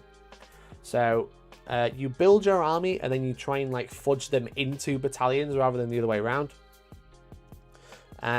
You have multiple to choose from, and they all have their own special abilities, such as Warlord has two icons. A Warlord is made up of a commander, so any leader. It's made up of 2 sub-commanders who have to have 10 or less wounds. And then it's made up of 1 troop unit, which is essentially a leader, anything that's not a leader, artillery or behemoth. So that gets Strategist, which is once per battle, you can receive an extra command point at the start of the hero phase, which is pretty good. And it also has Magnificent, which is essentially you can pick an extra enhancement for your army. And by extra enhancement, essentially what that means is you get to pick like an extra artifact or an extra spell or something like that. Anything that like you choose at the start of the game, such as command traits, spells, artifacts, etc., they're all called enhancements. So you basically get to choose an extra one. What we'll say with the core battalions is that there's only one, the battle regiment, that allows you to drop everything at once, like an old battalion would. And you also can't piecemeal the battle regiment. So when you do drop that, everything in that battalion has to drop at the same time.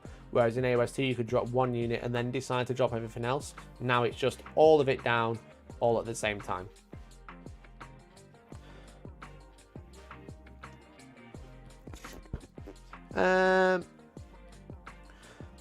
So as I mentioned with enhancements, every army gets an enhancement. The same rules apply for allegiance abilities if you want to take those. But every enhancement is divided into command traits, artifacts of power, spell laws, prayer scriptures, mount traits, triumphs, and one or more unique enhancements. Every army can always take one of each type, including the triumphs, which is quite interesting. And then the battalions or battle packs may let you choose more. But what I will say is you can only have one command trait. You can't take multiple. That's what this rule basically means here. So you have a whole bunch of universal enhancements. These are what the ones in the core book. I imagine new battle tomes will have a lot more to choose from compared to what they do now. But essentially, you've got like the command traits in the core book. You have reroll, run, and charge rolls. You have on a 5+ at the start of the hero phase, you gain a CP, which is really good. You can reroll chanting rolls, so this is for priests. You can get +1 wound, and then or you can like reroll a casting or a dispel, called Master of Magic. The universal artifacts of power. You have a 5+ ward for the Amulet of Destiny, super duper strong. You have the Vial of Manticore Venom, so essentially you get +1 to wound rolls for one of the weapons. You have the Arcane Tome, which essentially turns a unit into a wizard and allows it to cast Arcane Bolt or Mystic Shield. Or if it's already a wizard, it can attempt to cast another one. Or you can have Seed of Rebirth to allow it to reroll Heroic Recovery, so you got to roll less than the Bravery to heal. The universal spells, you got Flaming Weapons, give +1 damage to one of your weapons to the wizard. You got Levitate to choose a unit and it can fly for the rest of the turn. Or into your next hero phase even. You got Ghost Mist as well, which you can pick a terrain feature within range of visible. To your next hero phase, visibility between two models is blocked essentially, so you create like a wall. You got some universal prayers, which are you get like receive a command point for one of them. You can heal D3 wounds, or you can essentially make a unit like on a 6 to hit does a mortal wound, which is cool. And then universal triumphs are all really good. You've got a reroll charge, you've got a +1 to wound until the end of the phase, and then you've got a free ignore battle shock essentially on one of them. And that's it for core rules. Let's go into match play. Match play time. Right, so match play has changed quite a bit. You've probably seen this table again on the Wargaming website. This tells you like how many leaders and sector you can have, and how many battle lines you needed, etc. And what board size you're playing. What's quite interesting is 1,000 to 2,000 all play on 44x60. Only on 750 you play on a smaller board, and only on 3,000 you play a larger board. So a lot of this is going to feel quite familiar. You can only have one endless spell. You can only have one each type of under strength unit essentially, so 0 to 1 of each type. And reinforce, so you have reinforced here, which basically says for 2,000 points it's 0 to 4. Reinforced is essentially when you buff a unit like double the size of a unit. So if you got like a unit of 10 and you can have it as a unit of 20 or a unit of 30, you can only do that up to 4 times in 2,000 points. You can't do it any more than that. Also, what's worth noting is battle lines units can do it twice, but normal units can only do it once. So if you had a unit of like flamers, for example, that come in 3s and you can take up to 9, you can only take 6 now. You can't take up to 9. So I imagine with the General's Handbook that like unit sizes will probably change, and there'll probably be no max unit size now, because the max unit size is decided whether you're a battle line or not. And essentially you can only do it up to 4 times in a 2,000 point game, which is very interesting. It makes list building quite interesting, and I think it kind of forces like an MSU style game. So taking like lots of minimum size units rather than like lots of massive units. Again, as I've said already, with battalions you can't take War Scroll battalions in match play. And also steal initiative as normal. If you set up first, if you're using like unified battalions and stuff like that, whoever gets first turn, they have the priority, so they get to decide who goes first or second.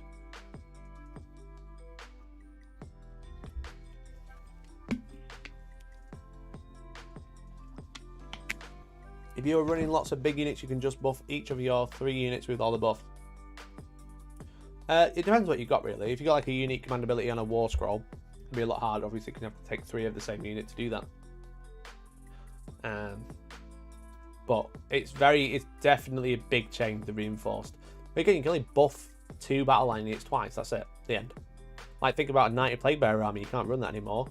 You can't take 3 units of 30. You have to take 2 units of 30 and 3 units of 10. But the points will be different as well, because I don't think you're going to get unit discounts anymore. I don't think that'll be a thing. I think overall units will just be cheaper if they did have a discount. Okay. After we've gone through and built our army, we can actually start playing the mission.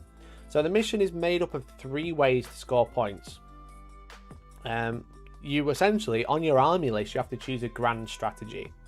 Now, I don't know how this is going to work for tournaments, but essentially what this is like an overarching tertiary, let's call it.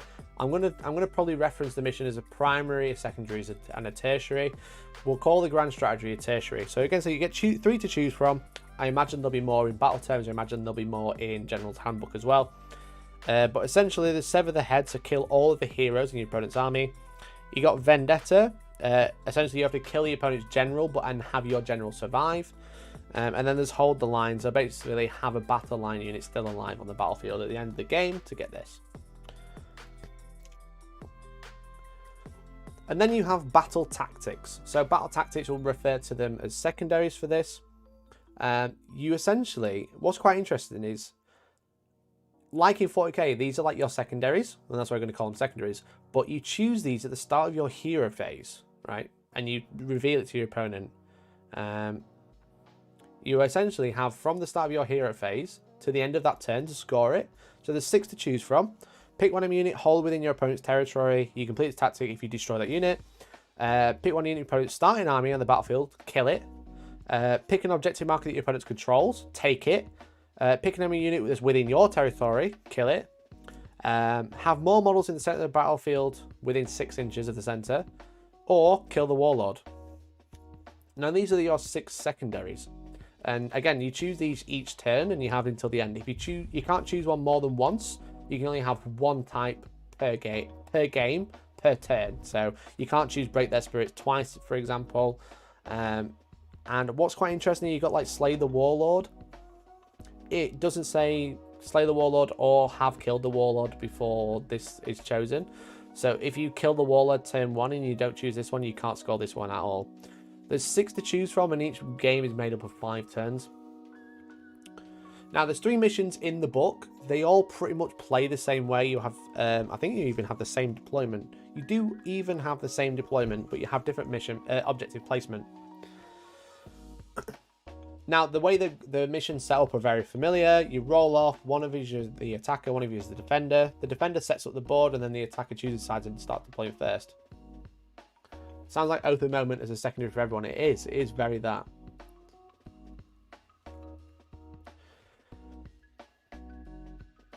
So you set up the boards, essentially. The attacker starts setting up a unit.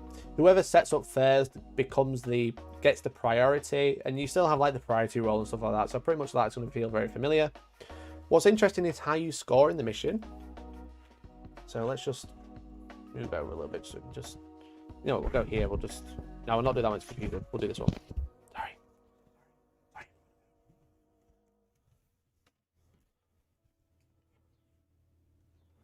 A little bit glare, that's all.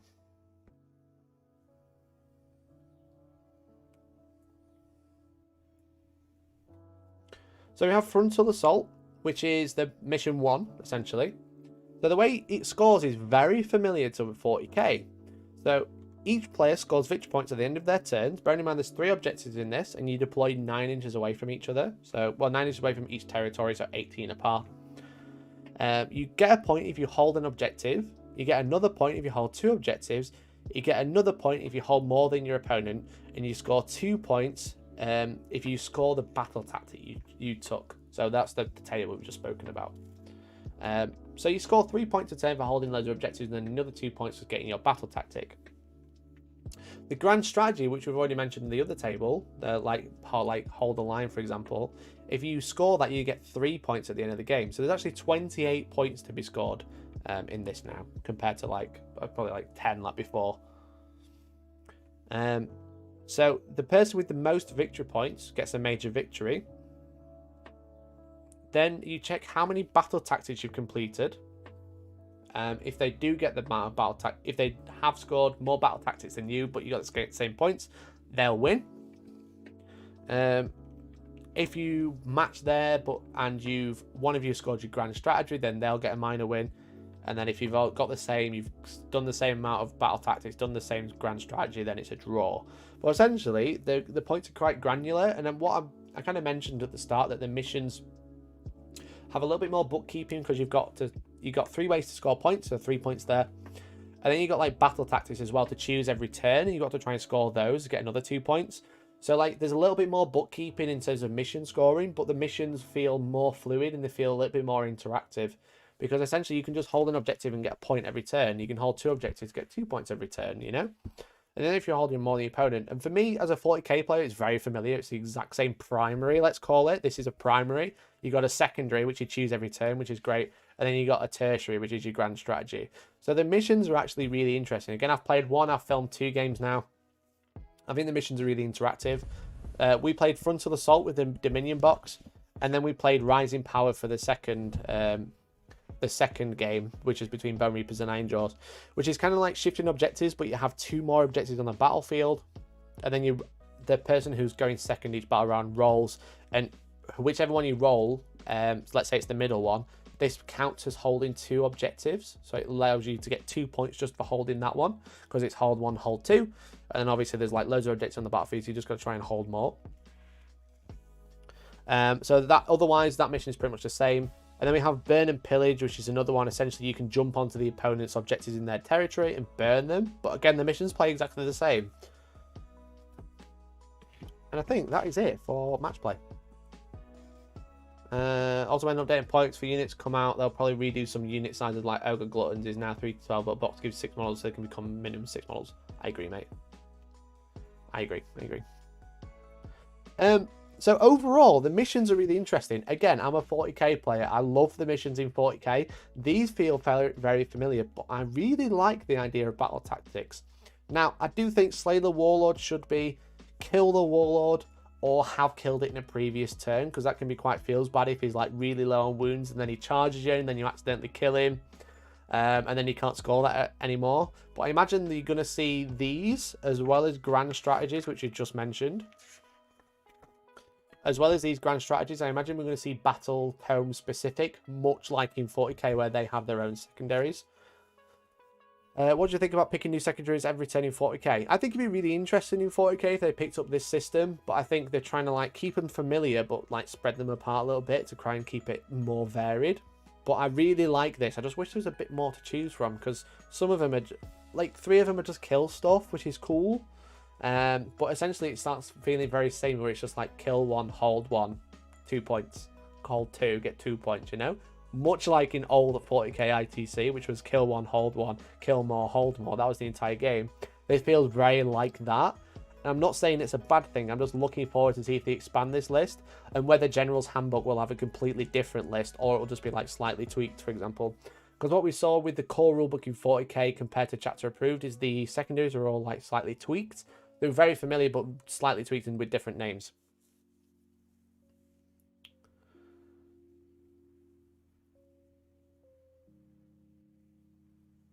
With turn picking, killing the Warlord to be as is else, you can just kill him, then pick it, which makes it a non-choice until you kill him. Very true, Adron. Maybe that's why they've done it. Maybe that's why they. So if it said, or you've killed him in a previous turn, you just never choose it and then choose it afterwards. That's a very good point. Very, very good point. But that's it. Overall, I'm quite impressed with Age of Sigmar. The missions, again, they feel like 40k. Really cool. The way the command abilities work and stuff are really interesting and really, really interactive. Because, like, the biggest problem for a lot of casual players, and me myself, is I'm not a huge fan of the double turn. I don't like it.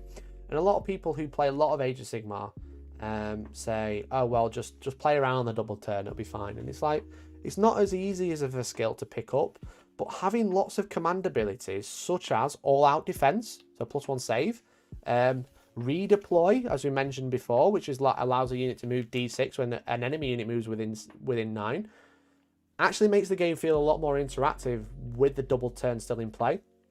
Because you can counteract what your opponent's doing a lot more than you could before, which is great. They've already talked about like no downtime in games and stuff like that. But the fact that you can interact with the opponent during their turn, when you do get double turned, at least you can do something. You can't do a lot, but you can do something. You can be a little bit more defensive, and also you can move units to screen and get in the way, or you can move units out the way so they can't get charged, which I really, really like. Maybe have deploy homing pigeons will be a secondary. Yeah, I like that. So I think the now is a lot more dynamic. There's a lot more going on. That's not necessarily a bad thing when it's in your opponent's turn, such as having all these extra command abilities.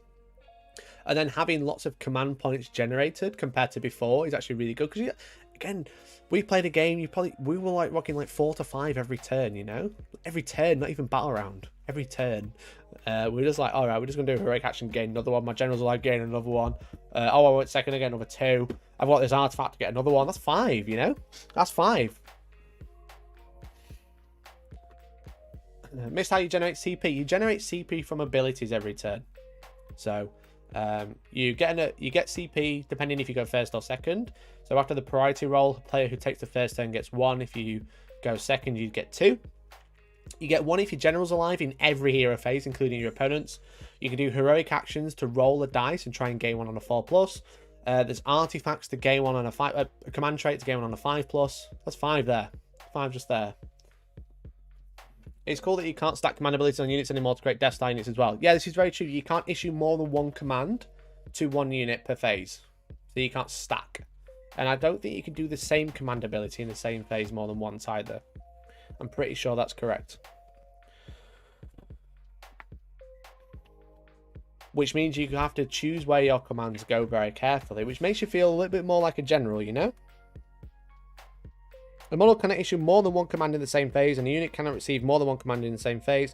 In addition, you cannot use the same command ability more than once in the same phase, even for different units. There you go. Archaon can generate 4 command points in a turn, and things that do allow you to generate command points are going to be a lot stronger now, because the entire army can use them now, compared to just a couple of heroes with a couple of command abilities. Like, every unit nearly can issue itself a command, everyone that has a champion.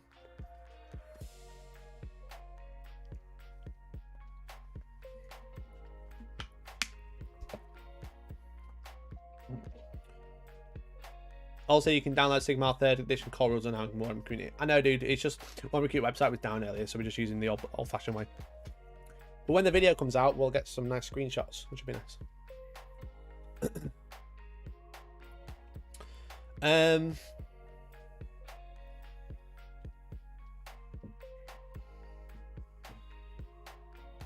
Let's catch up with the chat.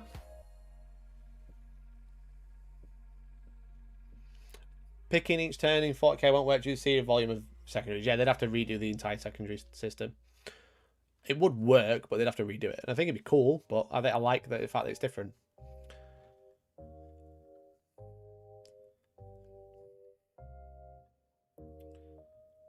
I do like the commands need heroes to command monsters, but units can command themselves most of the time, not always. Yeah, heroic monsters are actually super duper strong in my opinion, because the fact that they can do a heroic action, such as their finest hour, and then they can like turn off commands, so you can choose a unit and roar at it, to allow it to stop it like receiving commands, or you can just like smash terrain rules and stuff like that. So heroic monsters actually become really interesting, like the Maw Crusher. Really good unit. Really good unit. Greater Demons going to be a really good unit. Obviously the big special characters like Nagash, Archaon are going to be insanely good. So that's probably why they're going up in points, because they can just do so much now compared to what they could before. All out defense is such a strong effect to just give one of your units +1 save. Exactly. And this is why I think like the double turn isn't as big of a feel bad now, because you could interact with it and defend yourself against it. If someone gets 2 turns against you, you can give your unit +1 save twice, you know, which is really good. Yeah, right, Stubble, right? Moves that eat champions might be even more useful. Yeah, so like Sons of Bahamut can stuff them in the bag and they just pick a model and put it in the bag and kill it. That's going to be like super duper strong. Super duper strong. Because they can just stop you being able to issue orders. And then they can just roar at you at the same time. Stop another unit issuing orders. You know? Spend all your reinforcement points on Sigmarine Terminators and run at people with a 1+ save. Yeah, pretty good. Put me in cover, you got 1+, for sure. Or just use Mystic Shield, or use All Out Defense. There's loads of ways you can get +1 save. There's so many ways, which is really good. And again, like you do like their finest hour and give them plus all out attack. So +1 to hit, +1 to wound. How does a 1+ save work? A 1 always fails. So it basically comes in when Rend comes in.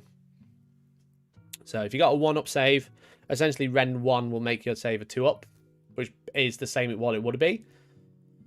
But yeah. Greyseer and Bone Ripper looking good, you say? Greyseer is the... I don't know what they are. I'm not sure. Not sure.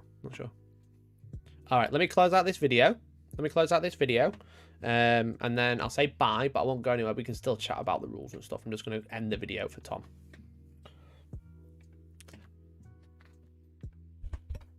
I'll get more professional at this, I promise.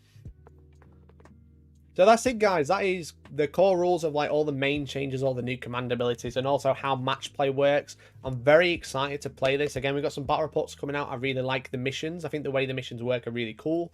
And they feel very familiar for a 40k player like me. So I'm very excited to give AOS 3 a really good go. So you're hopefully going to see more of it on the channel. So hopefully, guys, if you enjoy the content, then make sure you go like the videos, go watch them, go hang out. They'll be very much in the same vein as our 40k content, which a lot of people do love. But let me know what you think. Let me know what you think to the core rules. Are you excited about AOS 3? Are you disappointed with anything? Let's get a healthy discussion going in the chat. Don't just come in and just say it's shit. We hate that. But if you've got some real critiques, then let me know down in the comments. I'd love to like have a conversation with you. If not, you can also join our Discord. We'll have a conversation there. We have some like AOS chats there. And also soon we're going to have some tags where you can actually tag your own faction so you can chat specifically to people who play the same army as you. But otherwise, that's it. Thank you very much for watching. Really appreciate it. And hopefully I'll catch you in the next one. Bye-bye now. Don't go anywhere. Don't go, please. I love you. Don't go, please. Please, no. Cool. There we go. Like, comment, subscribe. Exactly. Pro stream for YouTube, right? So yeah, so again, if you're new, welcome. What we do on a Monday is we do a live stream where I chat about all some cool stuff. But then I like segment it into videos where people can go watch them back. So yeah. Who's playing the Cruel Boys against the Hellstorm cast? I am playing the Cruel Boys. I think the Cruel Boys are really cool. I really like them. Hey, Dellsbrush Gaming, how's it going?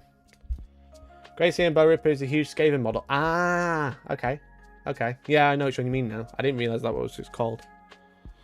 But I play the Cruel Boys. I think they're really good. The mortal wound output is really good. They've got a really interesting ability where... Let's have a look. You know, I mentioned the Swamp Caller Shaman. I didn't mention it, but I think hopefully this is going to get changed. But the Allegiance ability is on an unmodified hit roll of a 6. A Cruel Boy Orc model does mortal wounds, right? The Swamp Caller Shaman can give a poison, which... oh, it's unmodified. Never mind, ignore that. I thought it just said it lets you do mortal wounds on a 5 or a 6 instead of a 5 or a 5+. But it's not. It's unmodified 5+. Thankful is no mere comment. Gracie here. Well, fair enough. What do you guys think? What do you reckon to AOS 3? I think it's really exciting, and I really hope it does well, because I do like the idea of the game, and I think the game is fun. I really enjoy it.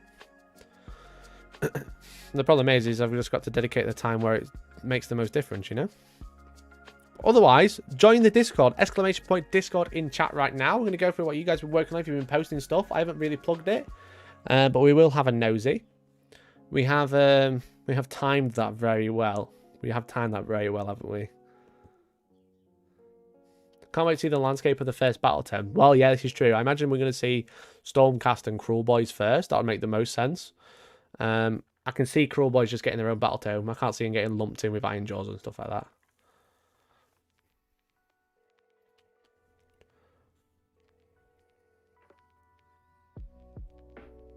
FOMO is strong, yeah. FOMO is strong. Again, like I think just buying 2 Dominions, much like you could do with Necrons back in the day in Space Marines, it wasn't quite the same. And this is a little bit more prominent, but like buying 2 boxes or like swapping a box with a friend to get 2 of the starter armies is actually just like a really decent 2,000 point army, and then just add a little bit more. What's the Discord? Exclamation point Discord, dude. There's a link there. Type exclamation point Discord in chat. Someday I'll know people that play on Get My Armies Built and Painted. I hope so, dude. What do you play? My body is ready. I'm liking it. It feels like I have some defenses when I get double turned by a shooting list and can do some stuff instead of sitting there and taking my toys off. Yeah, exactly. Exactly that. The extra command abilities are really interesting. And they allow you to do a lot more. And again, it feels a little bit more interactive.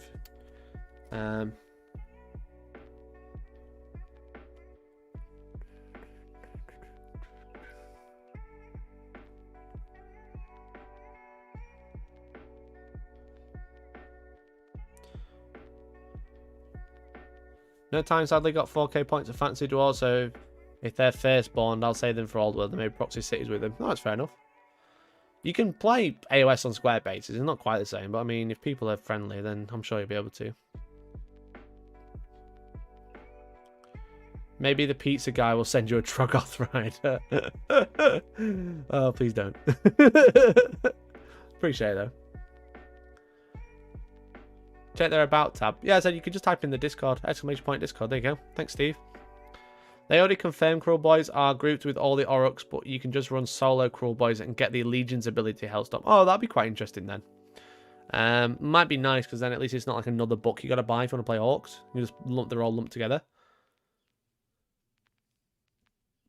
Really hope you get the views and the interest on AOS content. It's such a fun game, models and rules wise. We wish it was more popular. The problem we've always had, if I can be honest with you guys, is that the problem we've always had is when we wanted to do AOS, there's been nothing happening with it. There's like been no big release and stuff. And then when AOS 2 came out, I weren't really bothered. And then like a couple of months later, I was quite interested, but I didn't really know how to play. And then in the past few months, I've kind of been like learning properly with Toby and like really learning how to play properly. And then AOS 3 coming out is actually like a really good time to give it a go. There's like no better time than a brand new edition for a game to try. Because there's lots of hype around it, because a lot of people are searching for it. So hopefully, the problem is when you put a video out that's Age of Sigmar and you've got a 40k fan base, just people don't tune in, so it like really tanks the channel. It doesn't just tank one video, it tanks multiple videos, which is really hard to recover from. So once again, Mikey, I've watched AOS content. Still not buying. Fair enough. Fair enough. Appreciate it though, Steve. Thanks, man. But yeah, I just like rather be honest with you guys about it, because I don't want you to think that I just like hate AOS or anything like that. I mean about AOS a lot. But it's just one of those things. Is like you can't really like get around it. You can't get around the fact that for a channel to do well, you need to do stuff that gets views. And if it doesn't get views, it's hard to keep making content for it, especially if it's like you can see the problem and it's that people aren't bothered about AOS. So hopefully AOS 3, you know, the video yesterday did pretty well, but a lot of people tuned in, which is good. We've got battle reports coming out this week. We've just recorded 3 videos just looking at core rules and stuff, you know. I think the AOS minis are really interesting. I really like the look of the armies, because it is fantasy, you know what I mean? It's not like old world fantasy, but it's fantasy as in a general setting, a general genre. So like I'm quite interested. I'm really hoping like I can like really play it a lot, because I like the missions now. The missions are a lot more interesting. The old AOS missions to me were like old 8th edition missions, which I didn't like. I think they're a bit boring. Whereas like I really liked ITC, and then I really liked 9th edition missions, and now AOS 3 is like 9th edition missions.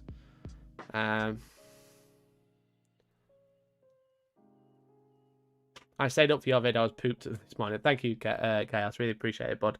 Yeah, the NDA lifted at midnight, and if you saw the Goober Town video, where it was just like, oh, we all received the box on Friday, and the NDA went Monday, so it's just like, cool, I've got 2 days to do this. Rip.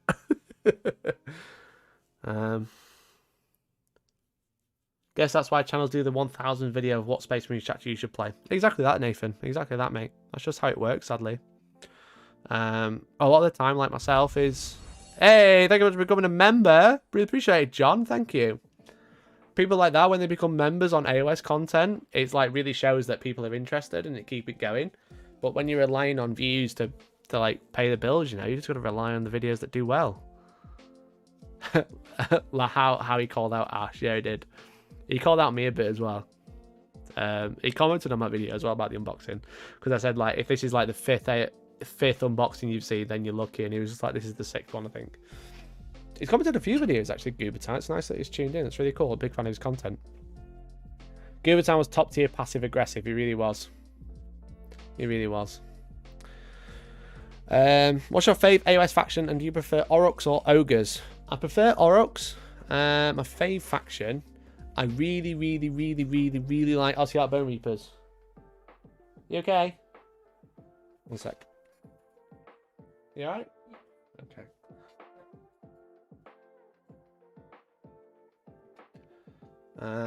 When you be doing Lord of the Rings streams, I did one Lord of the Rings streams once upon a time, and it flopped hard. Why are you not arguing on Twitter? Has anyone seen my Twitter recently? Also, Captain Kerr says hi. Hi. And Georgie says hi. My favourite Sylvaneth. Your favourite Sylvaneth? Yeah. Okay, there you go. So Georgie's is Sylvaneth. What's the door unlocked? So basically, like, the door to the room has like a, you know, like those things for the jigsaws where you can save them. You know, we got jigsaw we did together. Portal puzzle, one of these, and it, like, she'd shut the door and it fell over so she couldn't get in. Yeah, my Twitter's been pretty crazy past 2 days because of some chuffing idiot, some actual psychopath, some sociopath, let's call it, who blocked me after I called him out multiple times. Especially point Twitter, or especially point socials to go have a look. Because she's a classy lady. She's a classy lady. Yeah, she's good. Hey, thank you very much for the sub for the Prime finish. Wow, I really appreciate it. Let's get some hype. Hell yeah, exclamation point Prime. Use your Twitch Prime. It's time now. Look, I've just showed you the entire core box for free, right? So the least you can do is Twitch Prime for free. You know, Prime Gaming. Let's go. I was going to try Warcry before AOS. Is this a good idea? Warcry is designed to be a gateway game to AOS, and Warcry is really good. I think it's a really good third-party game. Well, secondary game. It's like a really good board game. It's not really like AOS, but the minis are cool and the game's really fun. So if you are interested in getting into like a fantasy game to try it out and try the miniatures, then I recommend it. Would you ever host a AOS tournament? I am planning to host AOS tournaments, yeah. Yeah, big plans. Very big plans for AOS. Yeah, just need to be popular. We need to do it well. Hope it does well. It was fun reading through that stuff. All I can say is the guys are massive. Yes, I agree, Gumbelina. The memory of a game designer, we can't change anything, was his argument. That was the argument. That was it. That was the entirety of the argument on Twitter. I just found out I have 200 odd boys to replace. Don't replace them. Don't replace them. It's fine. They're still good. They're still good models. Buy some new ones. Paint them because they're fun. You don't have to replace them. The models are still fine. Hey, Nathan. I don't know why. I don't know. Oh, there it is. Thank you very much, Nathan, for coming in and novitiate. He's got ad block guilt-free. See if he's got ad block on now. He doesn't feel guilty about it. Thank you very much for becoming a member, dude. Really appreciate it. Thanks for that. Very cool. Very epic. Very poggers, I would say. Let's get some pog in the chat. You got emotes now. I'm going to put some pog in the chat because I can. Bruh. There we go. Pog. Replace. Most of my orcs are 2nd edition. Just make my army more awesome. This is true. Is there a hint in the rulebook for a new Cruel Boys unit? I don't think there is, you know. I don't think there is. Cheers, Gumbelina. I haven't seen anything. Let's have a look at the page with the Cruel Boys in. It's a very nice book, though. It's a really big book. There's Chaos. Chaos. Chaos. Chaos. Chaos. Chaos. Chaos. Death. Death.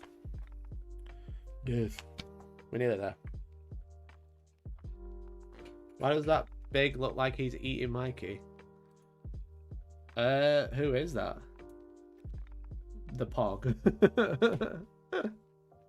Is the Stormcast lady with wings any good? I love the model, but I'm curious if it's actually worth it. She's very, very, very good. Very, very good unit. Very, very good unit. We did go through it. You can rewind. You can go for it again, or you can, when the stream is over, you can just go back and watch it. It'll be in the live stream playlist. She's a very, very strong unit. She's 300 points, but she's good. But also, if you don't want to go back in the live stream, the segment will come out separately in a day or two. I laughed when I saw Orc Boy models after all the salt about Beast Snaggers being Primaris, Orc Boys, and Orc Boys being squatted. Right? Right? I don't think there is anything new here. Not from what I can see. This just looks like the starter set with maybe a few more. No, I think that is just the starter set. That's Orc Boys. Aurochs. There's your brutes. So we got these on it in a battle report. Do you think the double turn is still the obvious choice? I don't think the double turn is obvious. I don't think you should always just go for the double turn because you can. I think you should keep the second turn so you're ready for a double turn and then can't get double turned in response. Should definitely 3D print your head onto trigger. Well, the thing is, mate, where is he? I've actually not stuck his head in. I actually just blue tacked it, so I could take it off, replace it. You know, it's just blue tacked in.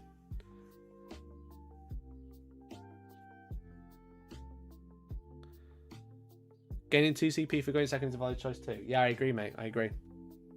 There might be something in the lore section about like cruel boys, because there's a big section here. I just haven't had a chance to read it yet. As I said, they're like we didn't get much time to actually like make content with it, so I focused on, rather than reading it, which I really like to do, I just focused on getting a video out. But I haven't seen anything too crazy barring the terrain. Sorry if that was loud. I haven't seen anything crazy barring the terrain, you know, except for the playing on 6x4s. The weirdos. That sure looks like a fun game. Beast Claw Raiders versus Sons of Bahamut. I'm sure Ben's having a great balanced game there. There's like new terrain here. I don't know if this is just like scenic or whether it's going to be a kit or something. But there isn't a great deal. There's lots of nice pictures of like games happening and stuff, which is interesting. I didn't see anything like that in 40k. Well, there's obviously loads and loads of lore. I'm just more looking for like pictures and models and stuff. But I imagine in the lore they've mentioned some new stuff. I just haven't read it yet. And obviously I'd love to just sit here and read a story time to you, but that would take a while. Ben Johnson looks very different. He's lost loads of weight this year, hasn't he? Fair play to the guy. I still think I don't know if he likes me. Funny story. When I met Ben Johnson at Warhammer Fest, I introduced myself and I asked him what he was painting. Because this was like around the time that he'd just taken the Blades of Khorne book had come out, and he'd just taken like 5 Bloodthirsters to an event like a week after it came out, and 5 Bloodthirsters was super broken, and he like came third at the event, and it was like a couple months after that, and I like Jez Bicken was there. I've met Jez, I've played Jez in a game. He's a proper lad, good bloke.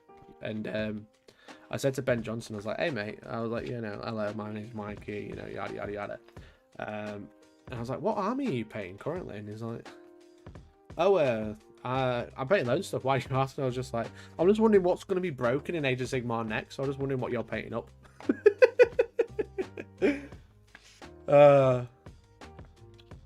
Exactly, Stubble. I called him out for it. And Jez laughed and then gave him a stern look because he's his boss, obviously. I thought it was quite funny. There you go. I got pictures of models now. I was just like, yeah, what are you painting, mate? Because it's probably going to be broken. I don't think there's anything new here because those guys are already out. This terrain's new, but that's been previewed already. I think he just likes the Monster Mash, so that just so happened to be good. Or more realistically, he likes the Monster Mash, so he makes Monster Mash good. Which I think is probably closer to the case, but that's fair enough. Fair play. I would do the same if I was a rules writer. 100% would write rules really good, and then when it comes out, Pit and Army ready. But it spurred on loads of discussions like, what should rules writers play in events to try and win? Should play test to try and win? Loads of drama about it. I don't see anything crazy new. Having great fun painting skin with purple instead of using flesh tones, which prime out of 10 would recommend. Nice, dude. Nice. Yeah, purple tones are really good for skin. And build it all with like bone. Like use bone to mix into the purples to brighten it. I'm looking forward to reading this. I just don't think there's any new models. I've not seen anything. You guys might see something that I don't recognise. What I do see is a destruction ogre fighting with them. Terrible. The destruction gargant, sorry.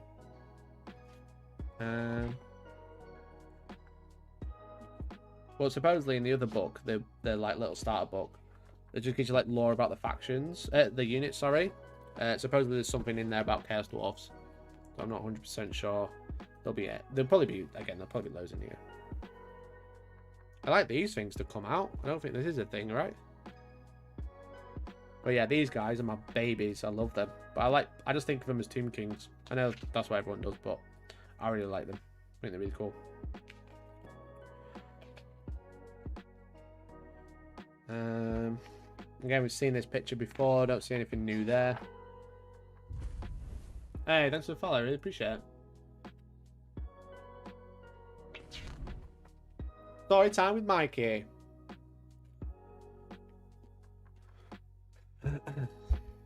Yeah, doing exactly what you said to do with the bone on the Kaganil. Nice, dude.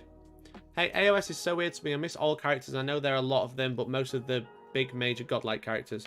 AOS is like tied to fantasy, like the old world, but really it's its own thing.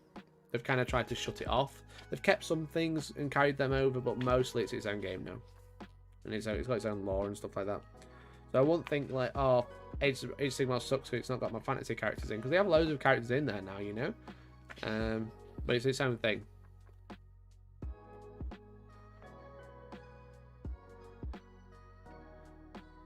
VW are very good at keeping unannounced models out of release publications. This is true, but when the 40k rulebook came out, there were loads in there. So much.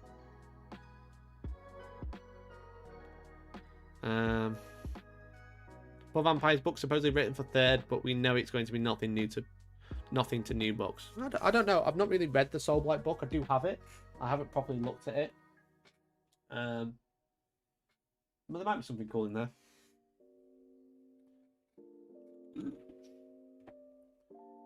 Hey, bud, how are Bloodletted looking in the new edition? I mean, the fact that they can issue more commands themselves is going to be really good. I think a lot of units are going to feel a lot better because of the fact that they can issue commands themselves. And they can just do a lot more. Like getting +1 to hit is going to be really cool. Getting +1 save is going to be really nice as well. So I think they're in a good position. I used to play Lizardmen from 5th edition. Really fancy that Croak, but yeah, that Croak's a really cool model. Really, really cool model. Right then, we're going to do the whip review. It's a little bit late. I apologise. We'll do the whip review. We'll look at some memes, and then we'll call it a day, I think. I think we've done good. So thank you, everyone, for hanging out today. I'm here because Pappy needs ad revenue. You know it, DC. How's it going, bud? Thank you, man.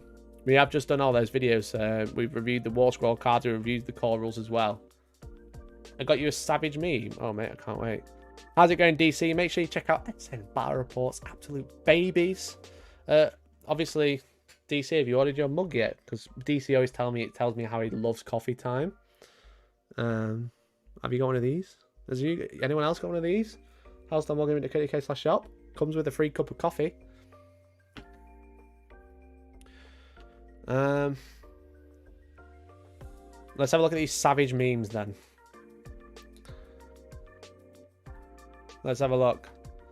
Elmore, big hands on a Warhammer Twitch stream. You cheeky boy. You cheeky boy. This doesn't count. It doesn't count if I'm looking at a book. How should you open parcels? Oh, well done, Stab. Well done. Stab, are you still unsure? I just need to check. That is how you open parcels. Don't open parcels any other way. Someone actually blocked me. Someone actually blocked me on Facebook earlier. because oh mate, boys, let me show you. Let me show you.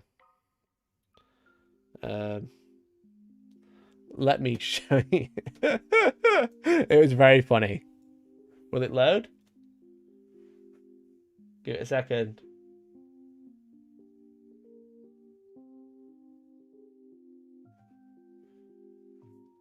I'm trying to load the picture now. Oh, it's going to do one at a time.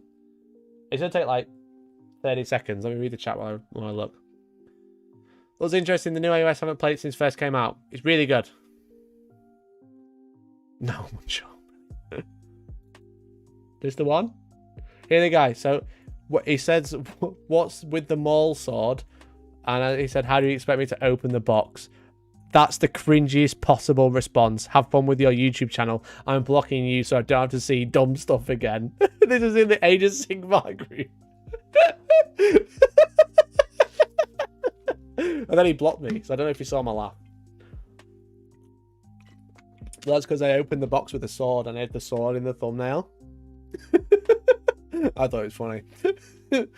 I don't always do an AOS unboxing, but when I do, I always use the katana. You always have to use a katana because it's just more interesting.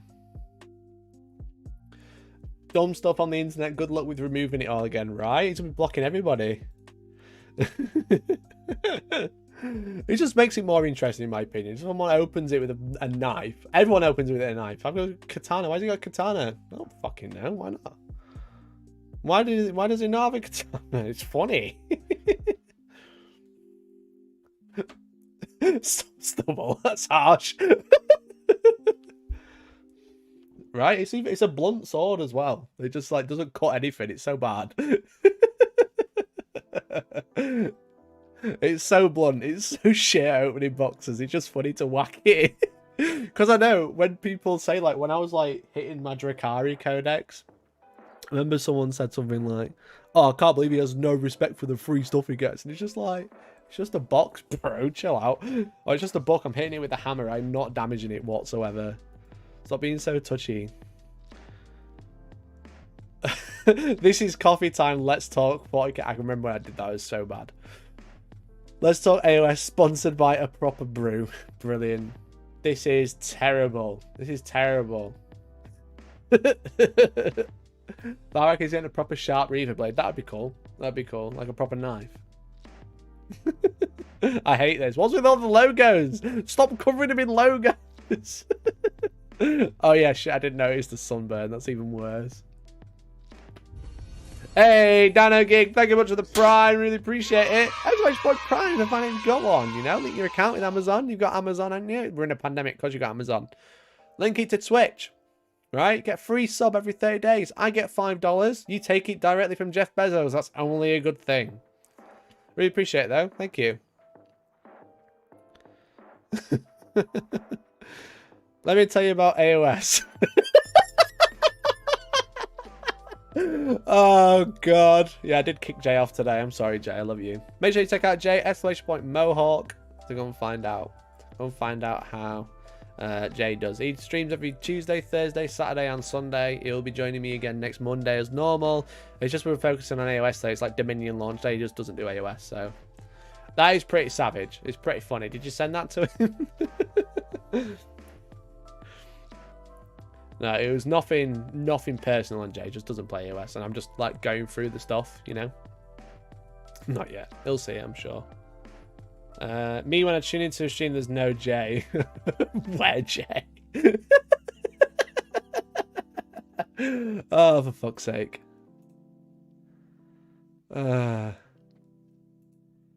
Leaked footage of the new TAL unit. The design process, more guns. Brilliant. The triple twin hazard burst cannons, gun drone, recon drone with bodyguard support. So we know that the thing TAL player love the most is drinking the salt tears of their enemies and drones, so we combine them both into what a playtest has called the most hateable unit in history. That is terrible and disgusting. And just overall, I hate it. The end. I just hate it. The end. Is this Jay and Silent Bob? Am I Silent Bob? Should have put me in the hat, bro. The amount of people that commented on this picture. So this is a picture from when I advertise the 3D printing your head video. This one. Right? The amount of, like, people who called me soy was actually shocking. It was actually shocking how many people, like, call people soy. And it's like, it's such a dog whistle word. It's such a terrible word. The amount of people that called it me were just absolutely ridiculous. There's loads on my Instagram. I haven't blocked them. I just laughed at them for having like 12 followers and sharing just racist stuff. But it was really bad. Yeah, it's like a sex doll face, right? That's all it is. It's probably because it reminds them so much of their own sex doll, you know? It was really bad. It was actually a little bit concerning. I'd rather be mildly insulting like window licker, right? How Mikey does announcing Hellstorm to AOS pages. Oh my god. I just look like a fat Tony Stark. Just a fat, ugly version.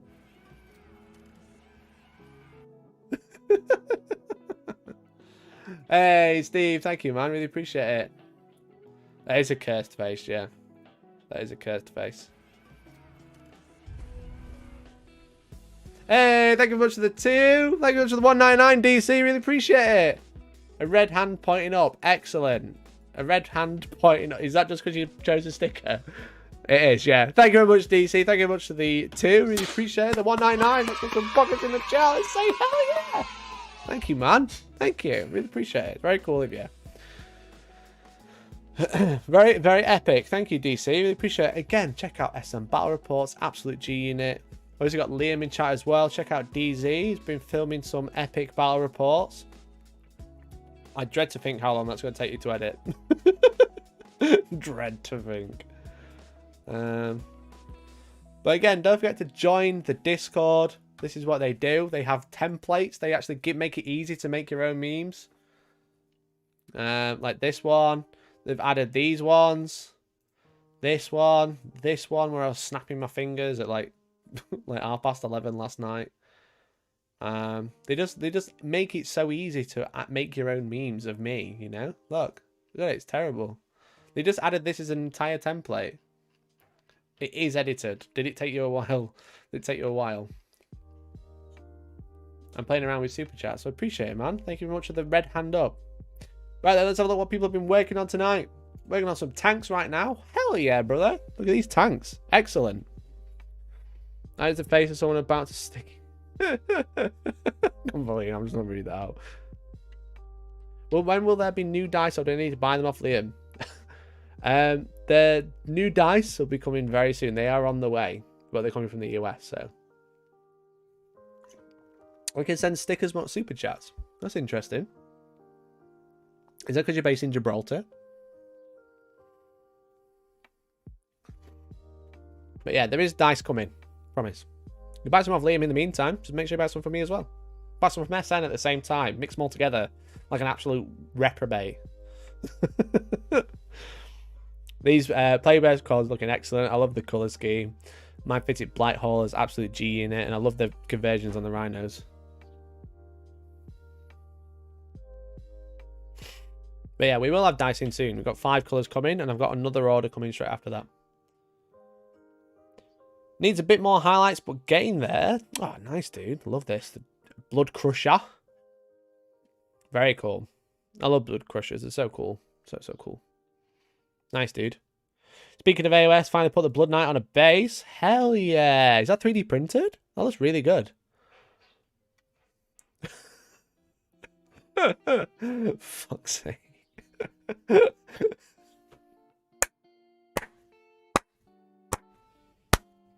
Well done, DC.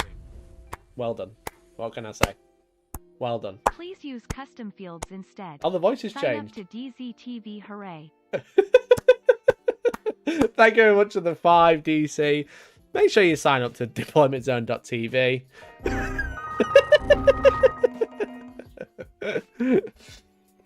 Yeah, just do whatever.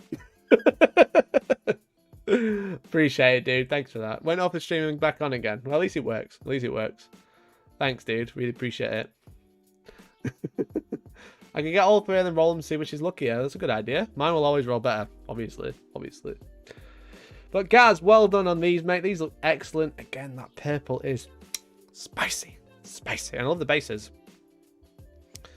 Sounds like the bot has been replaced by an American customer service clerk. I know, right? We're going to have to fix it. I can't be dealing with this sound. I need it to go back to normal. Shadow Ops working on some of the Seekers. I don't know what their new unit is called, but it's like the Mortal Seekers of Slanesh. Very cool. Very, very cool. I love this unit. I just love the Seekers. I think they're cool. And I love how they're posed now. They're like super like bolting, you know?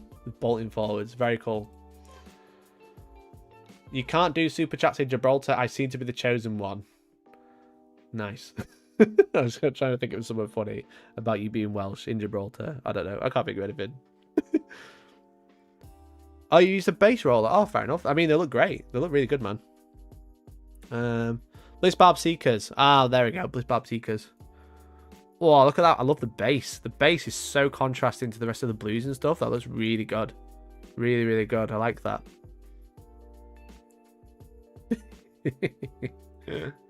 Appreciate everyone hanging out tonight. Thank you. Flies are going along nicely and work on Billy the Bloodthirster. Billy's looking excellent. Like that. Very cool. I love the Bloodthirster. There's just so many cool models. I love demons. Just demons in general. How's it going with the flies, dude? I really struggled with mine. I really struggled to get them going. I would say the drone isn't a great kit to paint.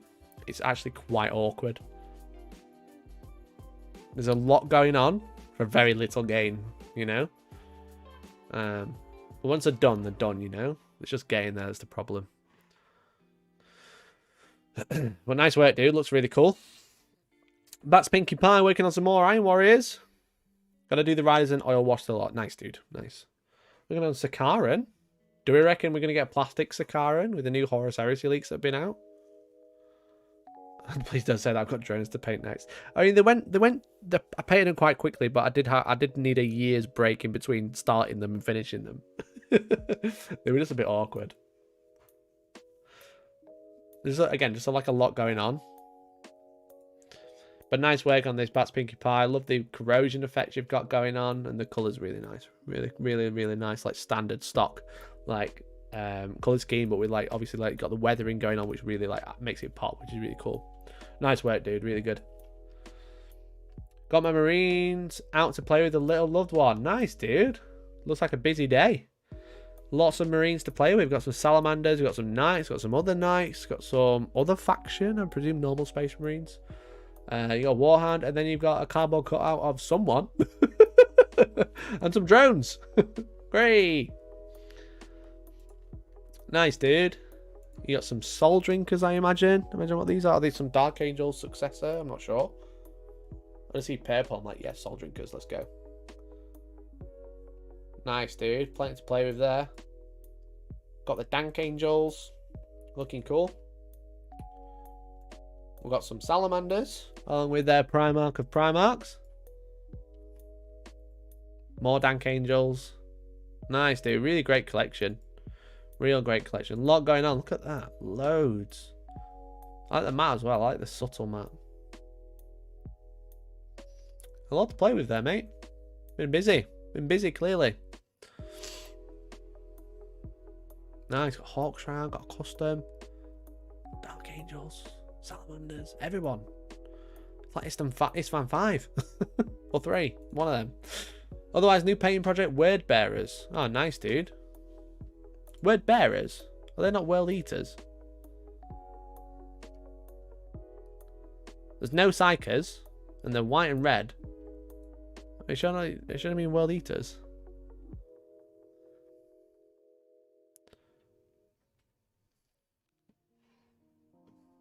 Bought some of Liam's dice while hobbling straight after I stabbed myself with the hobby knife. Yikes, that's karma. Also, good job, Molk. I can't type one-fingered. I'll get some off you too. Thanks, Steve.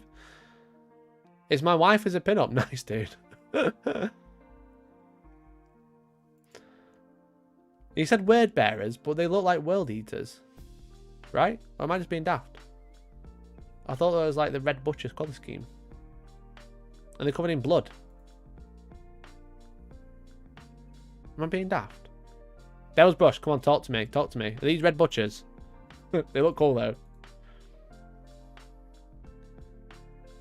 It's very World Eaters, yeah. It looks like World Eaters to me. It looks like Tabletop Tactics World Eaters.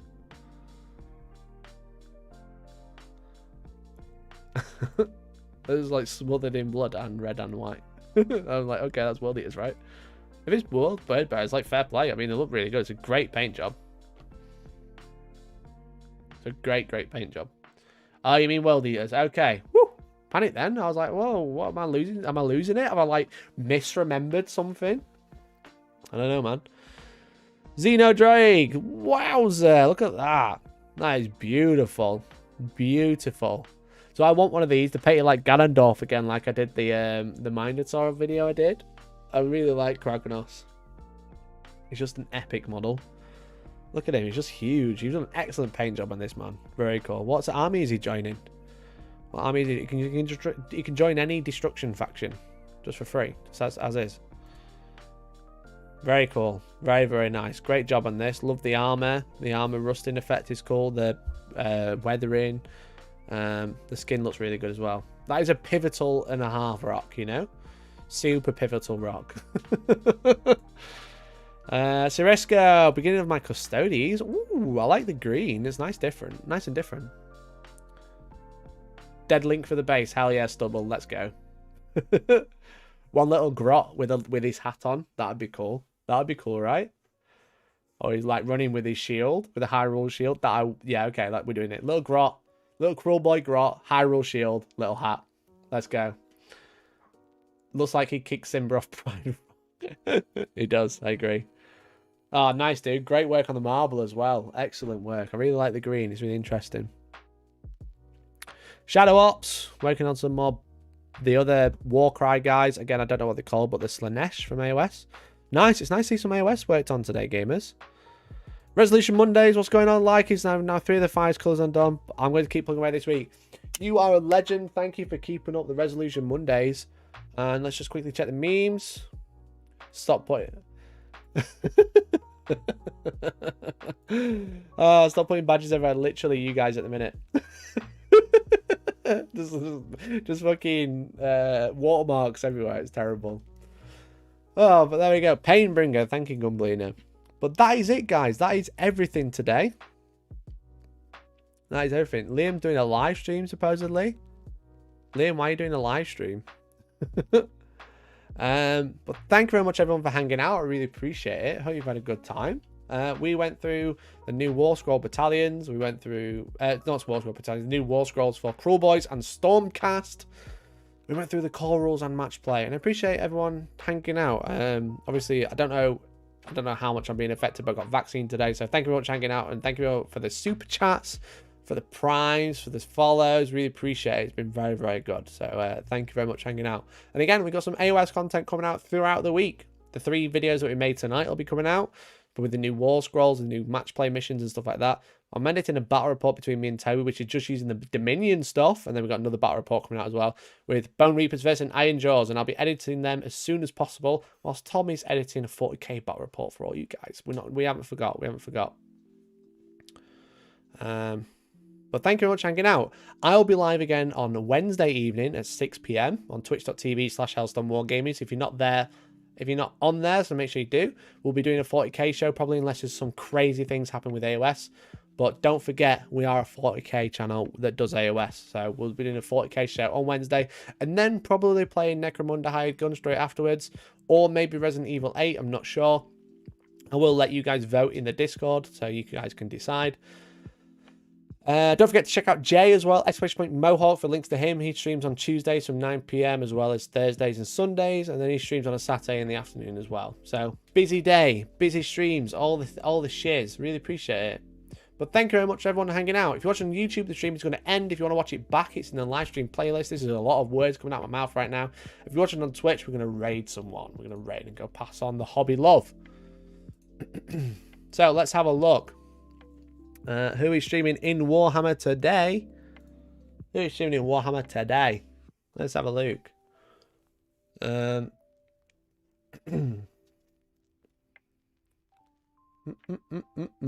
doing some AOS stuff? Slow Fuse is doing some AOS stuff. He's painting some Stormcast. We'll raid Slow Fuse. We've not done him in a while. He's painting some storm castle. Shh, Mikey, shush. There we go.